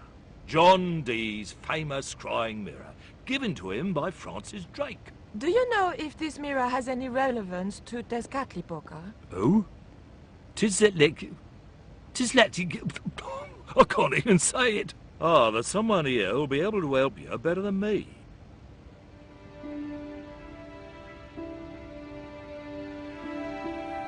This young lady has some questions to ask, Professor. I think she's from France. Professor Roubillier? Eh? What? You two know each other, do you? Excuse me, the telephone.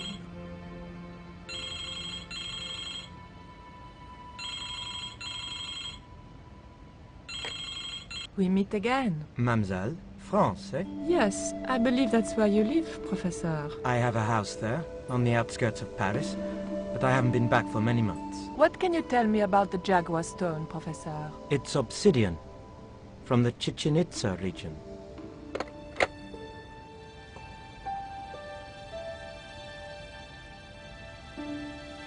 Professor Roubillier, your taxi's here. If you'll excuse me, I have some urgent business to attend to at the docks.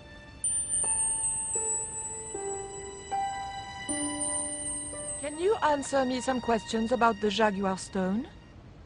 Certainly, miss. If you just step this way.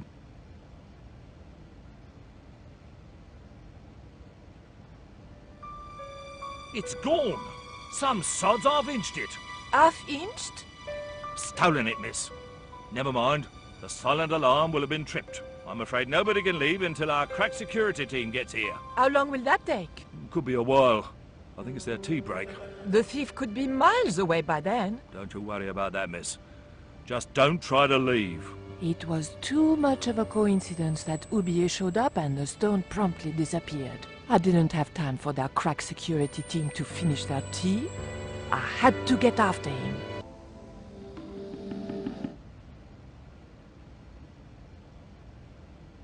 The key unlocked the case. Look at this. The thief left this key in the cabinet. Oh dear. Oh dear, oh dear, oh dear. That makes the theft an inside job, right? Oh dear. In other words, the thief was Professor Oublier. Well, let's leave that for the police to decide, shall we? I better phone them right away.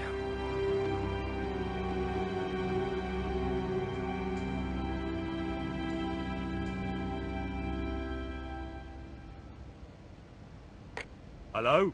I knew I had nothing to worry about if the police were called. Yes, I'll hold. But I had to catch up with Oublier, and fast. Don't you think it's suspicious that Oublier has urgent business at the docks? Not in the slightest, young lady. He's gone to oversee the unloading of cargo, an exhibition of Mayan sculpture on loan from Mexico City. What's the name of the ship? The Xibalba Princess.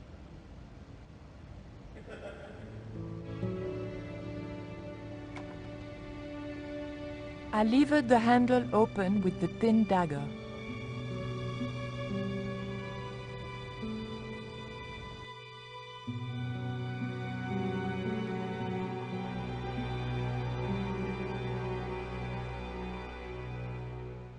The room had been decorated to resemble the interior of a sailing ship. It was disturbingly effective. March 20th, 1670 fix. Engaged frigate off Fan Salvador? It was garbage. Huh. I guess being a pirate didn't require too many academic qualifications. The passage went on to describe how Ketch had got wind of the approach of a fleet of English ships. It seemed the new governor had not shared his predecessor's views on Ketch's activities. They were out for his blood.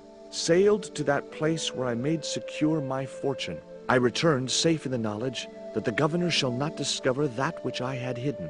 For is it not writ that 'tis easier for a camel to pass through the eye of a needle? That might come in useful. In ticklish situations. Okay, I've had my hands on an historical document. Now what? The chart fitted exactly into the recess on the top of the desk.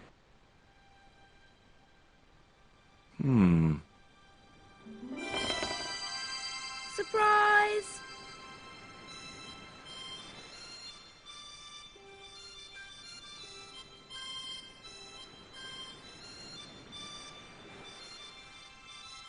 What the?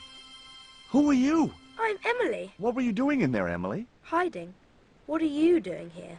Grown-up stuff. Grown-ups? I'm never gonna grow up, I'm not. You shouldn't be here. What's your name? I'm George. Pleased to meet you, Jaws. George. Jaws? Jeez. Make your mind up. What can you tell me about Captain Ketch? That's him on the wall, in the picture. Yeah? Boy, that's interesting. He was a sailor captain. This is his house. Why don't you go play with Rio? I'm not allowed. How come? 'Cause Aunt Frost says I'm not allowed out of the house. That's why, Mr. Nosy Beak. Too bad. Why don't you ask your other aunt if you can play with Rio? Aunt Mina's cuckoo. Aunt Frost says so. She says when the Lord handed out common sense, Aunt Mina was off getting double portions of chin. Holding that lantern, I felt kinda biblical. Like Jesus or Florence Nightingale. The lantern fitted so precisely in the inkwell, it could only be deliberate. What you doing, Jaws? I've put the lantern in the inkwell. See?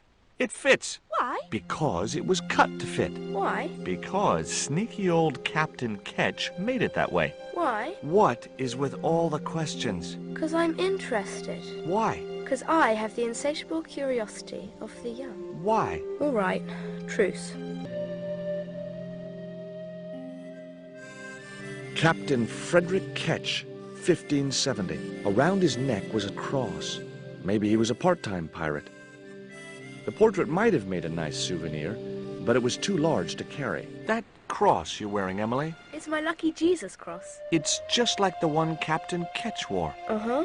Can I borrow it? Uh-uh. What would you trade for that cross, Emily? A puppy. Well, I don't happen to have a puppy in my pocket right now. Can you think of anything else you'd trade? Don't know. The cat made short work of the feather, tearing it into a blizzard of small pieces. What do you give to a small, irritating girl who asks about everything? Try a conch. Delicate colors, interesting shape, and when you put it to your ear, you can hear the sea. Yeah? Why's that? Usually because you're standing next to it. Cool. Have you got one? Yeah, but I promised it to my sister. She well vexed with me. Why is your sister mad with you? Well, last night, when I got home with our supper, she went wild. Rio, she said, how come all you ever catch is puffer fish? A sicker puffer fish. What I want is tiger fish. So don't bother come back home till you catch one, boy. I don't see how I'm gonna catch no tiger fish. All I have is a fishing pole and a worm. What do you need to catch a tiger fish? One of them real fancy flies like the rich fishermen use. Hey, this is just what you need to make a fly. Thanks. Let's hope them tiger fish hungry. A deal's a deal. Here's a conch. Here, I've got a conch. Would you like it? Dunno. Aunt Frost told me never to take presents from strange men. I'm not a strange man. Then why are you called Jaws? Jaws? That's a stupid name. I'm not called... Look, conch, pretty. Swap for the cross, yes or no? Right, this thing's going out the window. Okay, we'll do swapsies.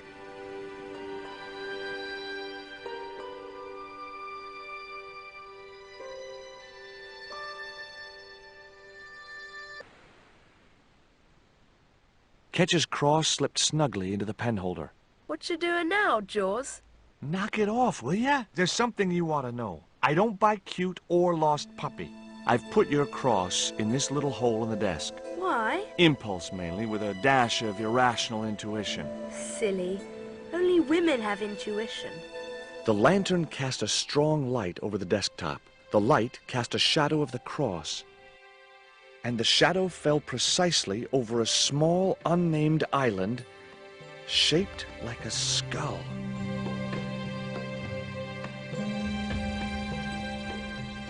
That must be it. Ketch's Treasure Island. Uh-oh. That's Zombie Island.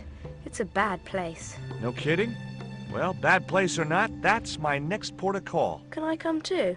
The hell you can. I never get to leave the house. Would you take me to, Zombie Island? In this weather? You're mad, man. The rain will keep the zombies indoors. Just say I did meet a zombie. What would you do? There ain't no zombies on Zombie Island. At least, not anymore. It's uninhabited. Good. What do you mean, not anymore? You still want to go? I guess. Well, I ain't had no luck with them tiger fish. And with the mood my sister is in, I'll be safer with the zombies.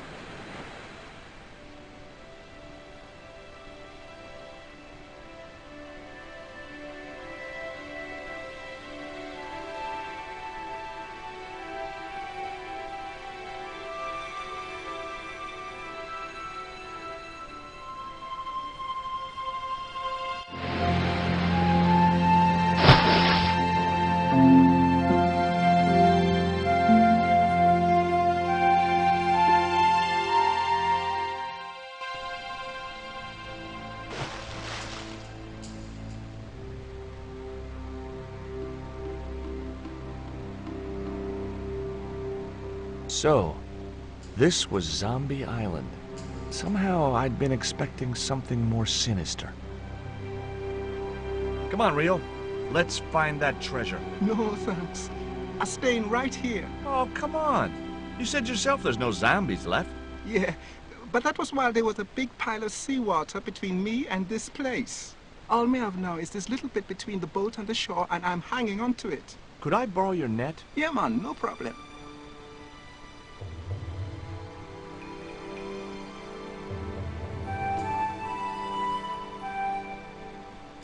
You planning on catching some fish? Nope. I'm after a big rock.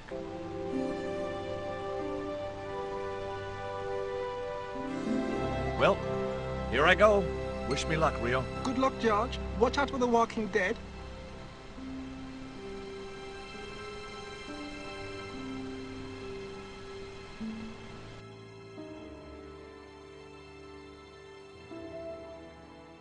I stumbled down dark stairwells for what seemed like forever, until suddenly I found myself, wow, in an abandoned London Underground station. This place must have been closed down decades ago.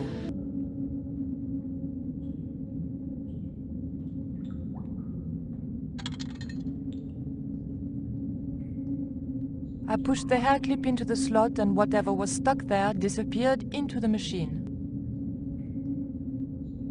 I pulled out an old English penny.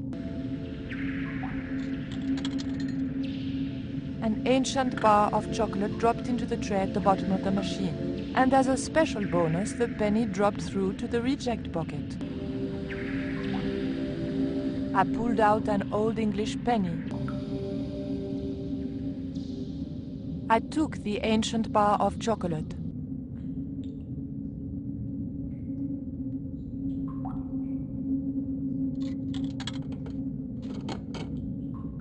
I put the old penny into the slot, the needle twitched rustily and the machine spat out a card.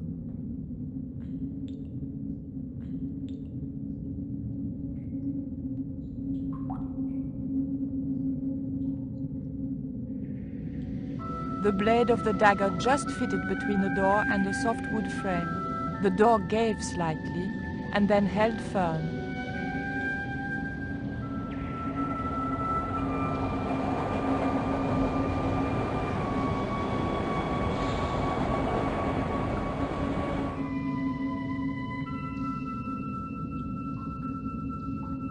I remembered my student days when I regularly forgot my house keys. A wiggle with the thick card between the frame and the lock, and the latch lifted.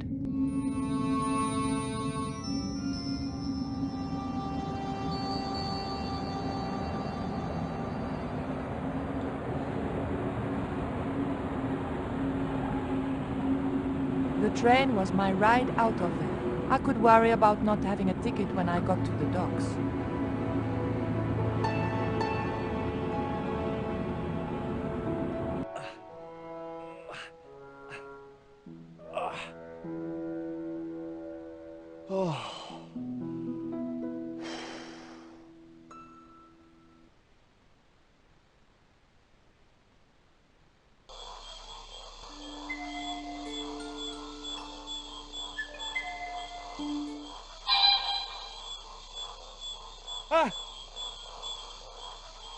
Stay cool, Stobart. It was only a bird.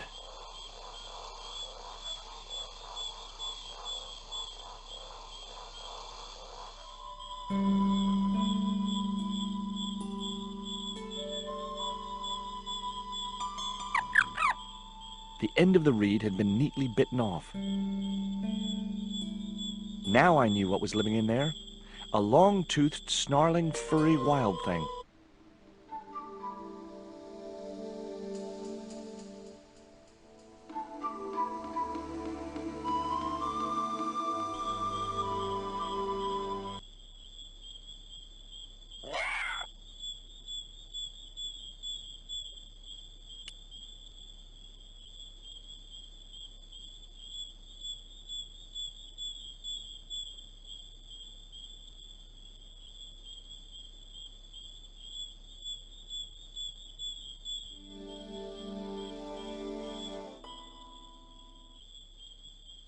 The creeper just came away from the rock as I pulled it.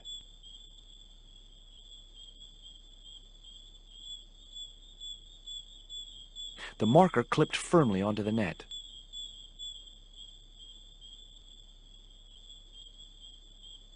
Great. I'd created some sort of creeper marker fishing net assembly. Sometimes I terrify myself with my creative genius.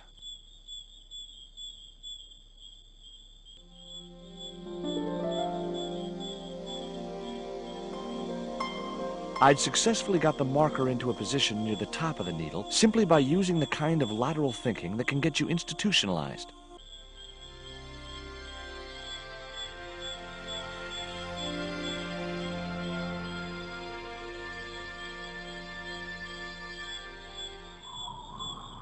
Initials carved into the stone read F.K. Frederick Ketch had been here.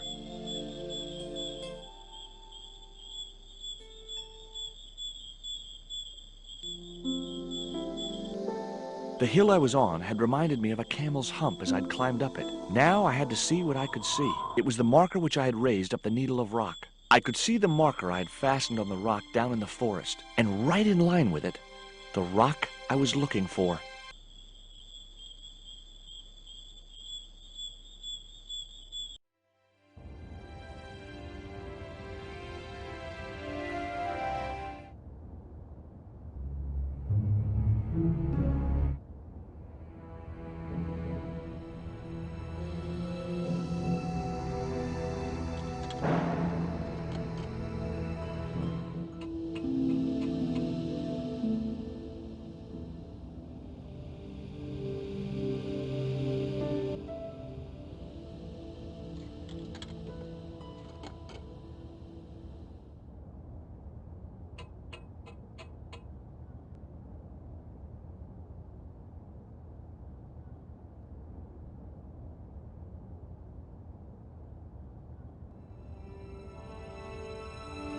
Got you.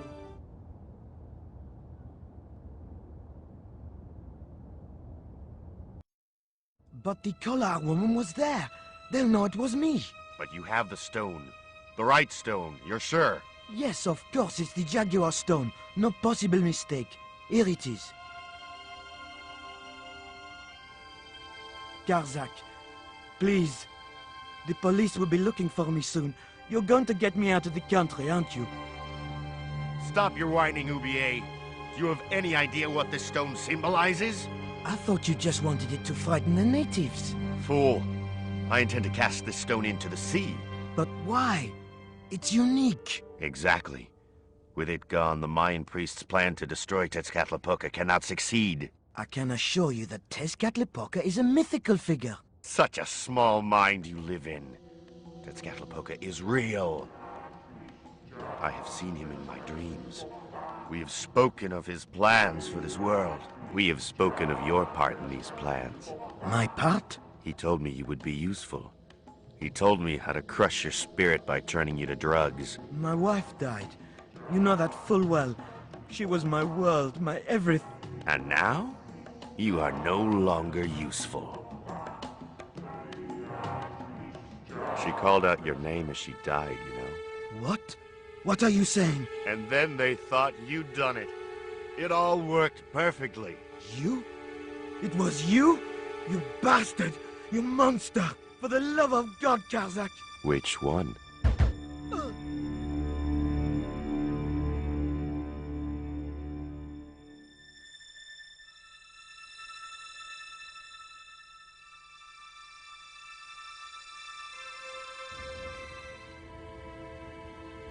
There were no signs of life, but I checked that Oublier really was beyond help. We were going to need the stone to thwart Karzak. I knew Oublier would have approved. It was the Jaguar stone, all right.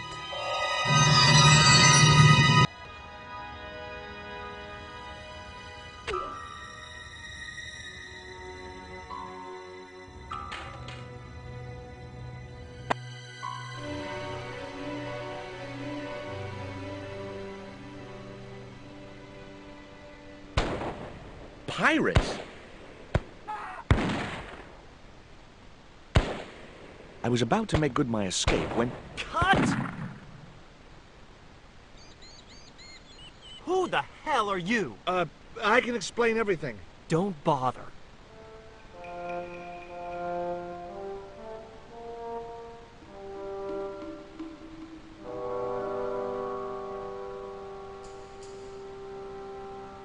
I'm sorry. I didn't realize you were making a movie.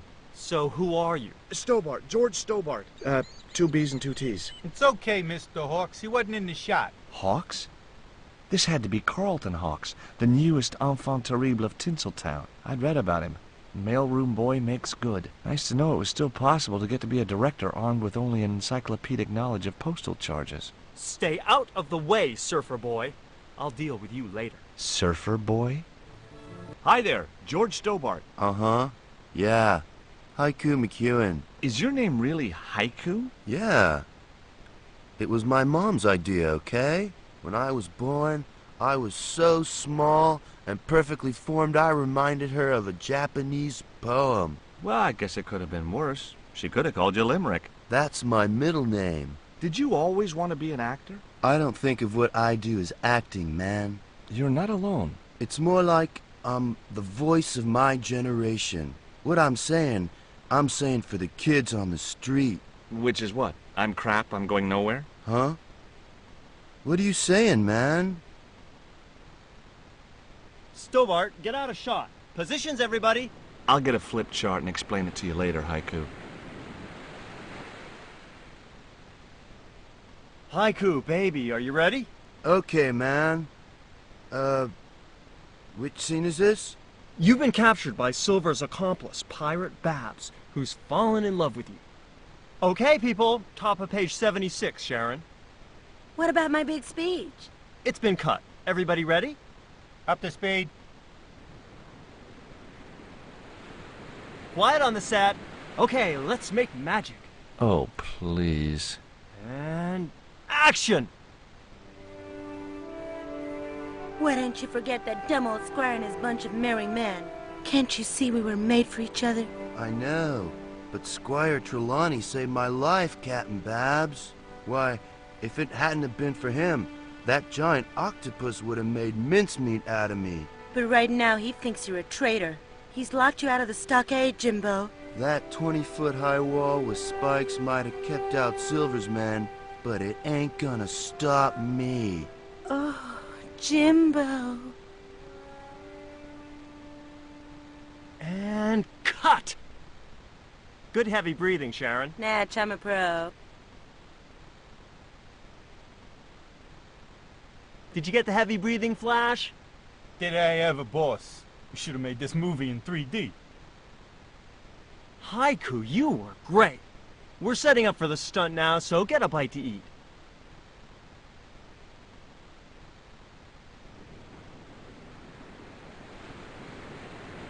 Savage, on set, damn it!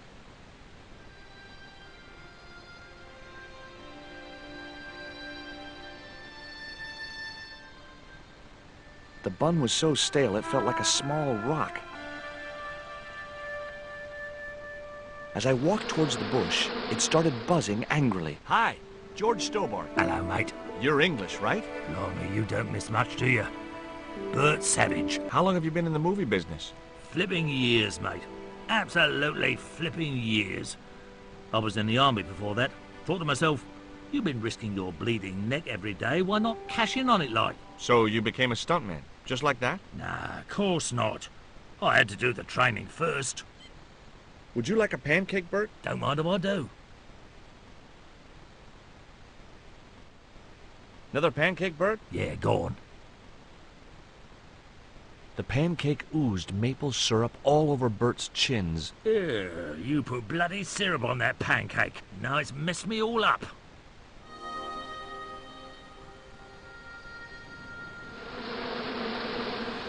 Those hornets were not pleased. Get that camera rolling. This could be good.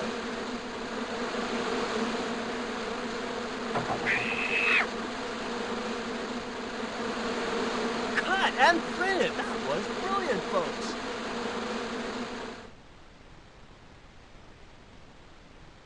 Okay, the next scene is down on the beach. This is where Hawkins finds the treasure in the Cave of the Crabs. Would those be giant killer crabs by any chance?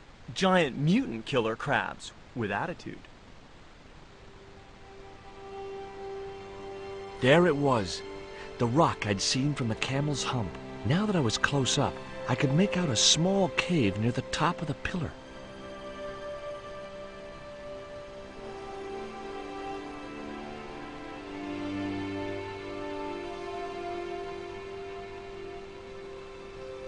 Hey, you! Trouble!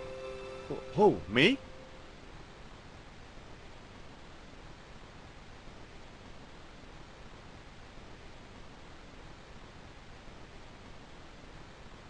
I want you to stay right where I can keep an eye on you. I'm not one of your lackeys, Hawks. I go where I like. Not here, you don't. The movie company has rented this island for the duration. You're trespassing. Do as you're told or you're gone. Hi, Bert. Don't you eye me. Fine friend you turned out to be. What's the problem? Huh. Look, Bert, what's wrong? You got a bloody nerve. If I didn't know better, I'd have thought you gave me that pancake just so them hornets would go for me. Oh, Bert, you've wounded me. How can you think that? Well, by looking at the evidence. I don't know why you still want to be a stuntman anyway. This is all I know, isn't it? If I don't do this, what do I do? Well, how about being a stunt coordinator? Being a what? You stand around in a big jacket and a baseball cap, telling the stunt people what to do. I can do that. Hey, you've done the job for years and you're not dead. That's gotta be good for morale. Well, I don't know. You get your own megaphone. I'll do it. George Stobart, international adventurer and roaming careers advisor. I was talking to Mr. Savage, the stuntman. Is he all right? What makes you say that? He's not making any sense. The guy's English. What's the name of the movie? Are you trying to be funny? No. It's Treasure Island. The only book I ever read twice. Why don't you use that cave up on the rock pillar at the end of the beach? We don't have a stuntman anymore. Hey, I'll do the stunt. I appreciate the offer, but if you fall, you'll sue us. No, I won't. Everybody hear that?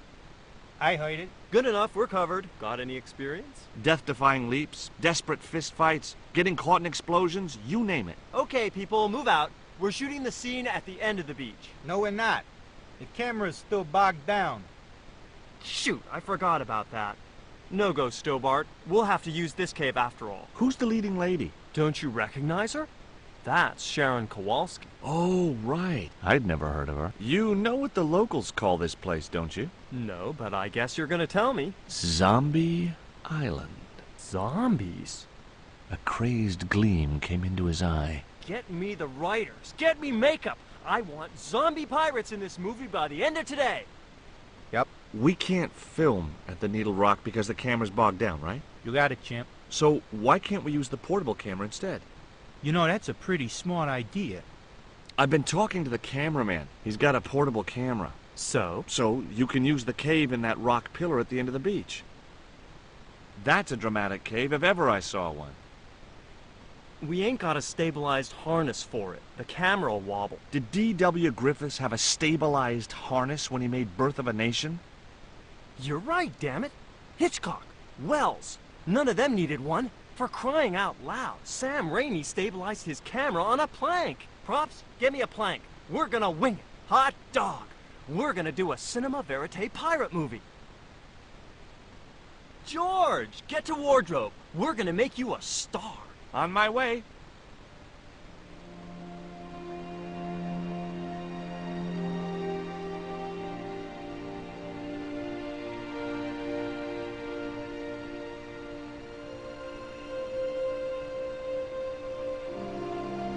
Ready when you are, Mr. Hawks.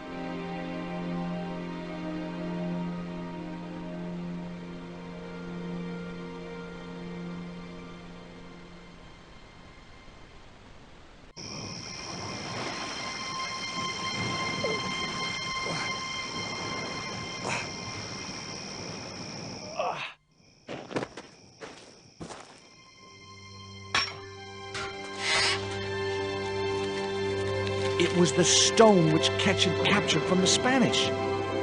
The Eagle Stone.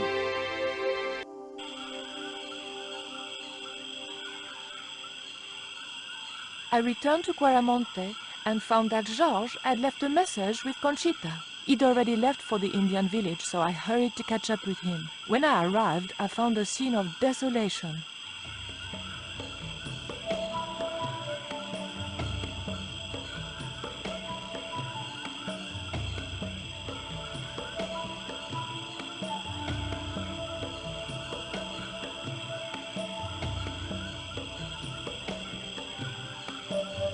These sunglasses are George's.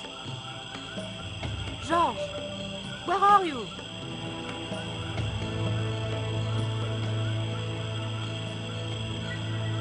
Titi Poco, I'm almost glad to see you.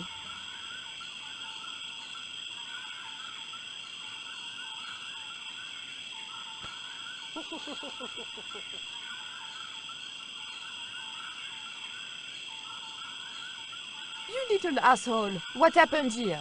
Are you responsible for this? And where's George? Have you seen him? He was pointing to the remains of a burned-out hut. Maybe Georges can make use of these. Hey, Shorty, make yourself useful and help me with this barrel.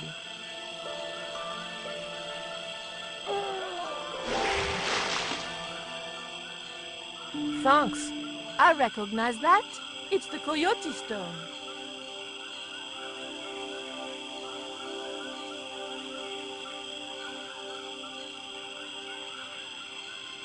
What is it? Where are you pointing?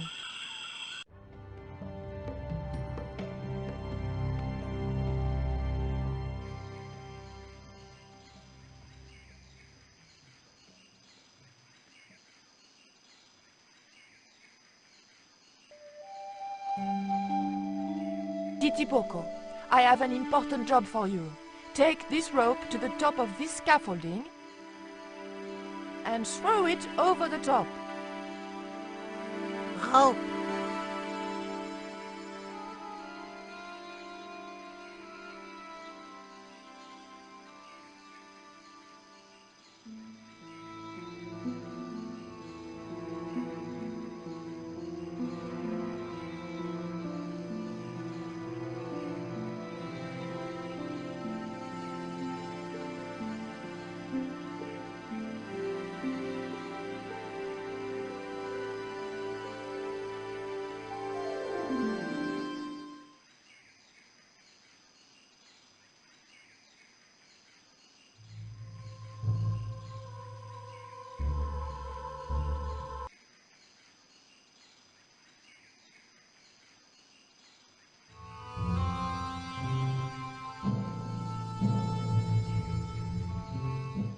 The motor spluttered into life.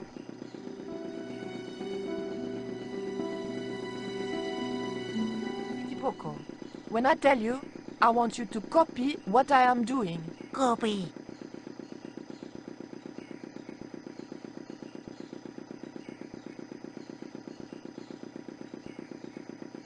Okay? Copy.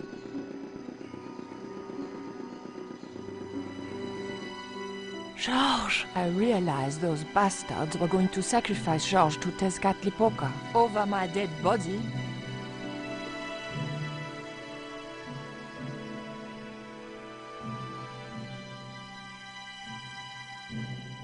Thankfully, Georges was the only one to notice me. Where are they? The eclipse is about to happen. Patience. Your mother will be here soon and Karzak will be close behind. Just keep the Yankee covered and leave the worrying to others. Yeah, Raoul. The maniacs were going to sacrifice Georges! Shut up, Stobart! Just shut up! Calm down. He's no threat. Hey, Raoul, why don't you do us both a favor and shoot Pablo? You're very funny, Stobart. I haven't forgotten Marseille. When Karzak cuts your heart out, I'll be the one laughing. I'll bet I'm not the only one due for the chop around here either. Hey, Raoul? I'm warning you. Raoul was a bundle of raw nerves. I hoped Georges wouldn't push him too far.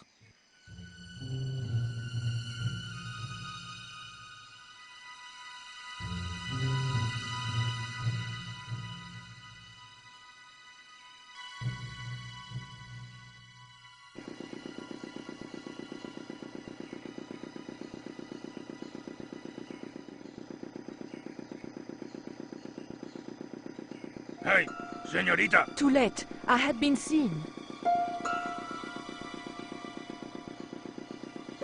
Bonjour, Capitaine. Only Sergeant, pretty one. What are you doing here? Snuggles said I could come here with him. Snuggles? Oh, I mean the General. We're, friends. May I go up the pyramid? We have strict instructions not to let anybody pass. Oh, but I've told you who I am. Surely nobody would mind. Well... Oh, please. I'd be ever so grateful. I tell you what.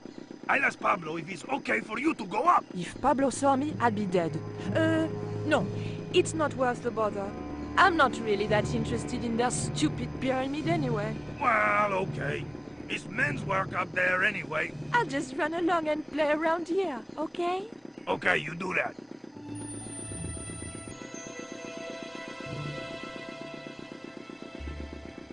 Titipoco, do you still have that lighter gun you pulled on me so amusingly?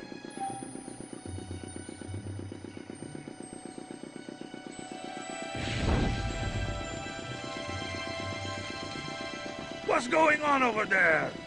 Do you need help, my pretty? Nothing's wrong. I dropped, a cigarette, but everything is under control. I'll have the fire out in a minute or two.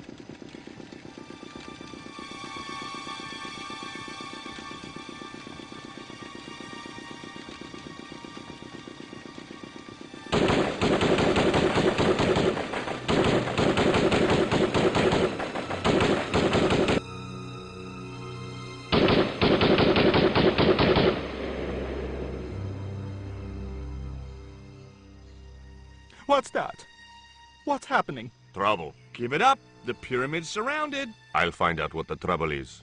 Watch Stubber doesn't pull any tricks. If he does, shoot him in the head, not through the heart. Why does it matter? He'll be dead either way. His heart belongs to Tezcatlipoca. That's not true. We just had dinner a couple of times.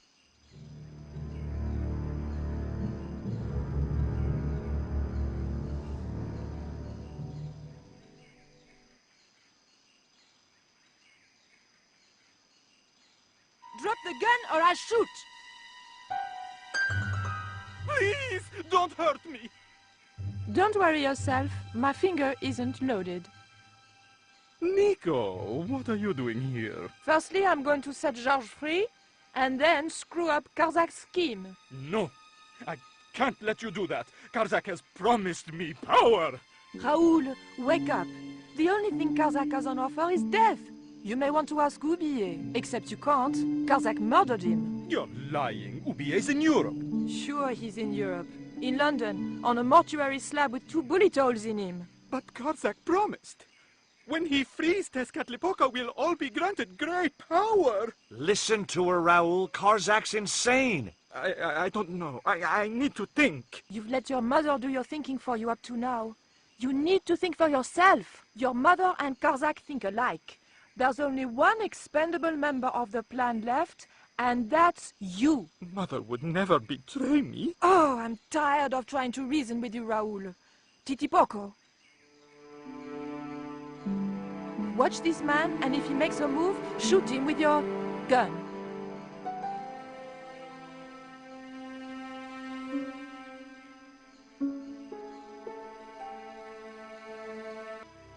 Hold still, Georges.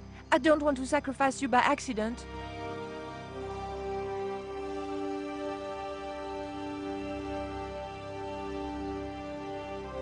You have no idea how glad I am to see you. They were going to cut your heart out. I think I can guess. We can save the happy reunions for later. We've got to move. Come on!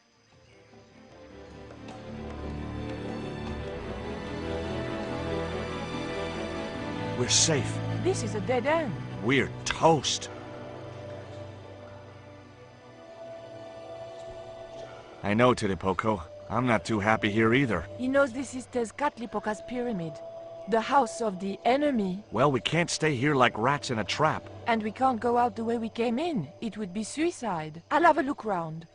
Maybe there's another way out. In the meantime... Take this. It's the Coyote Stone. It might bring you luck, I hope. You managed to recover the stones from the village? Then we might have a chance after all. Incidentally, what would Titipoco have done if Graciento had moved? Titipoco? Nothing. He's given up violence. Oof, the lever was very difficult to move and appeared to do nothing anyway. Georges, I can only pull one lever at a time, and I think we need to pull both together. Okay, I'm up for that.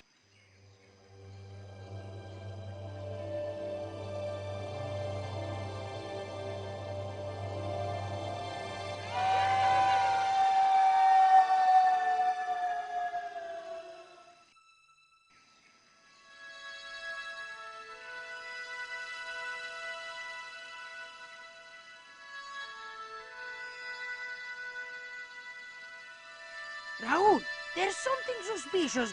This sacrifice! Where is it? Nico was here with Titipoco. They set him free. I couldn't stop them. You idiot! I should have strangled you at birth. Titipoco's gone soft. He wouldn't have hurt you. I know that. The darkness of the sun is almost upon us, and we have no sacrifice to appease Tezcatlipoca. Have you any idea what your incompetence will cost us? I think so, and I'm glad. What? The Mayans weren't fools. Tezcatlipoca should stay exactly where they put him. Finally got some backbone from somewhere, huh? Shame it's so late in the day.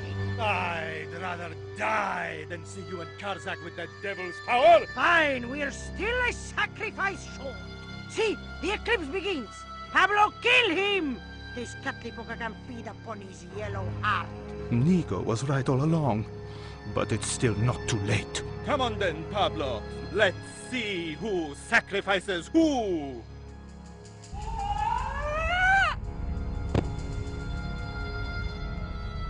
What place is this? I was in some sort of strange room. Tiles and dials. The priests who designed this place must have known how to use them. I was going to have to figure it out for myself if I ever wanted to get out of here. The room was dominated by an enormous device, decorated with the usual Mayan motifs. It held 2 great discs, each covered in glyphs.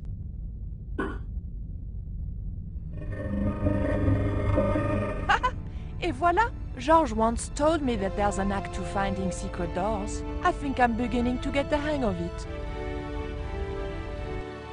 So I thought, this is it, you know? This is true love. Anyway, I have to leave for a few weeks, and when I come back, what do I find? Damn right. And with who? Labano, that creep. Huh? Yeah, that's exactly what I thought.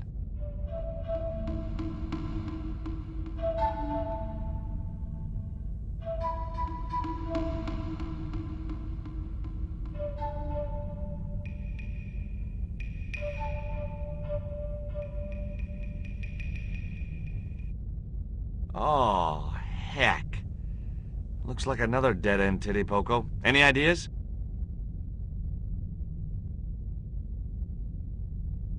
I was hoping for something a little more constructive. Never mind, I'll have a look around.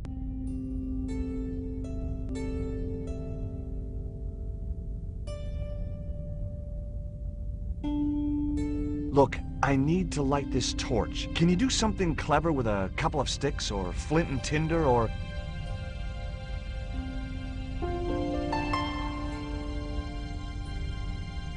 or a cheesy novelty cigarette lighter, as it turned out. Well, there was nothing else to do around here, so I pulled the lever. Nothing's happened. Oh, I hate that. Don't you hate that? Titipoco?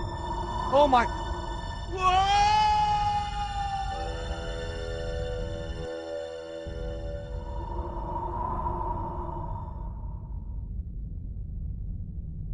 Great. I had no idea where I was, no idea where the others had got to, and time was running out to stop Karzak. Still, I wasn't dead yet, so it wasn't all bad news.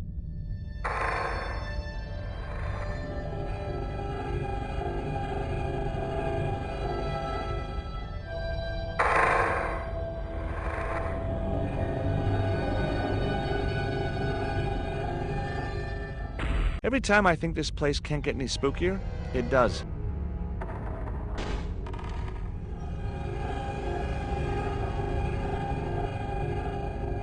Yes! Finally! I'm out of here.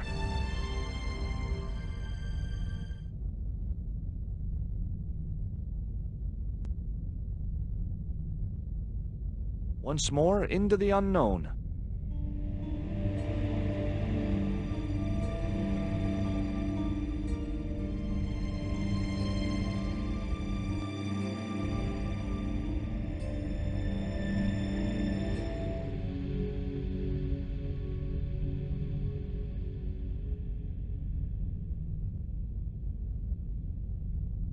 This was it. The pyramid's central chamber. Its dark heart. Once before in my life, I'd stood in front of a door and thought, this is it. If I go through there, I'm going to die. I'd been wrong then. I hoped I was wrong now. This was the door that led to the central chamber and the smoking mirror.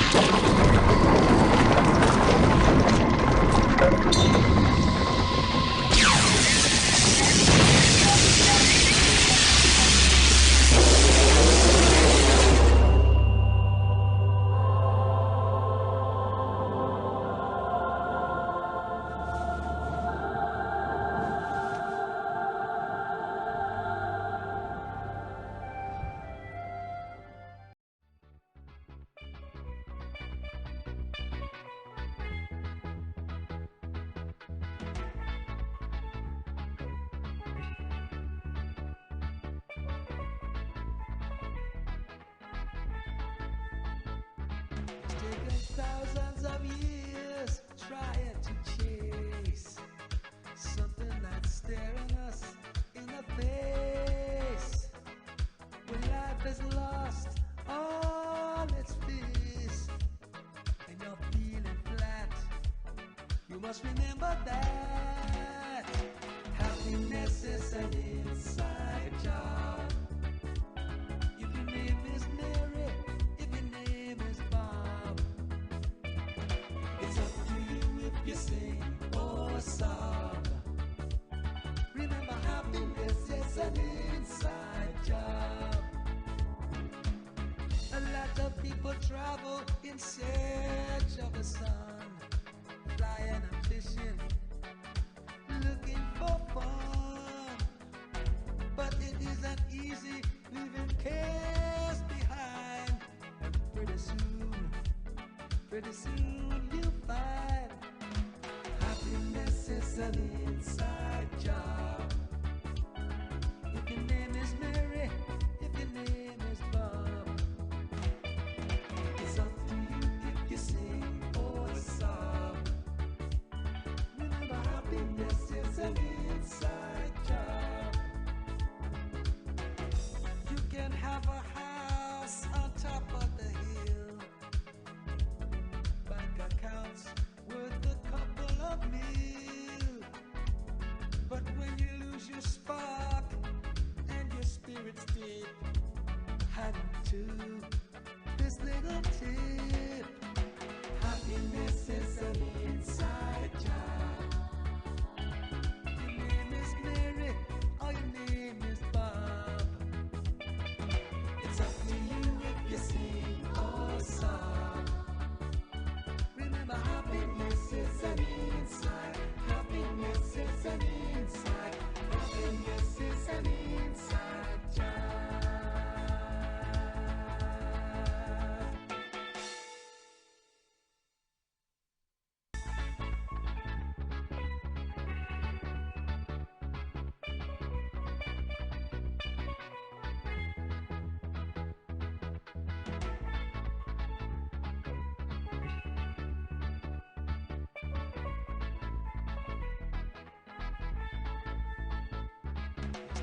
Thousands of years trying to chase something that's staring us in the face.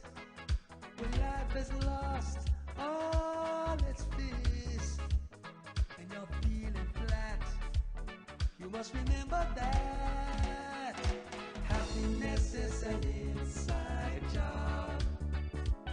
If your name is Mary, if your name is Bob, it's up to you if you sing or sob. Remember, happiness is an inside job. A lot of people travel in search of the sun, flying and fishing, looking for fun.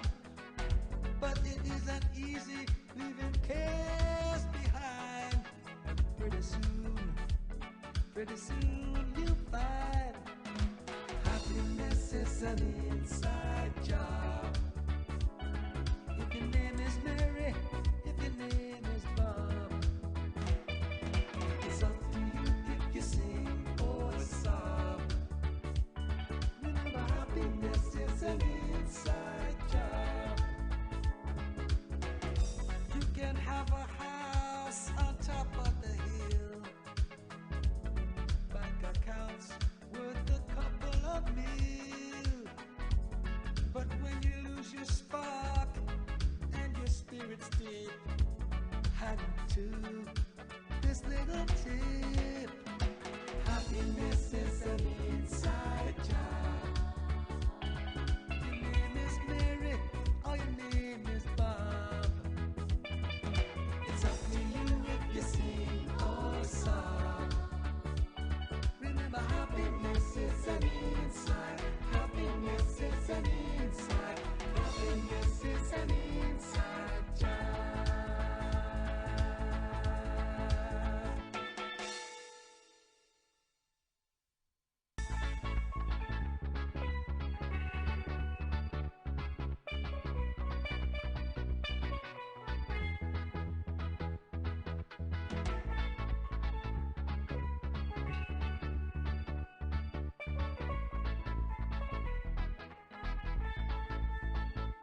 It's taken thousands of years trying to chase something that's staring us in the face.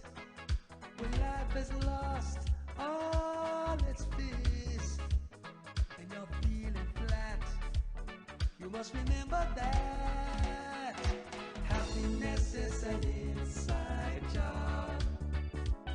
If your name is Mary, if your name is Bob, it's up to you if you sing or sob. Remember, happiness is an inside job. A lot of people travel in search of the sun, flying and fishing, looking for fun. But it isn't easy leaving cares behind. And pretty soon you'll find happiness is an inside job. If your name is Mary, if your name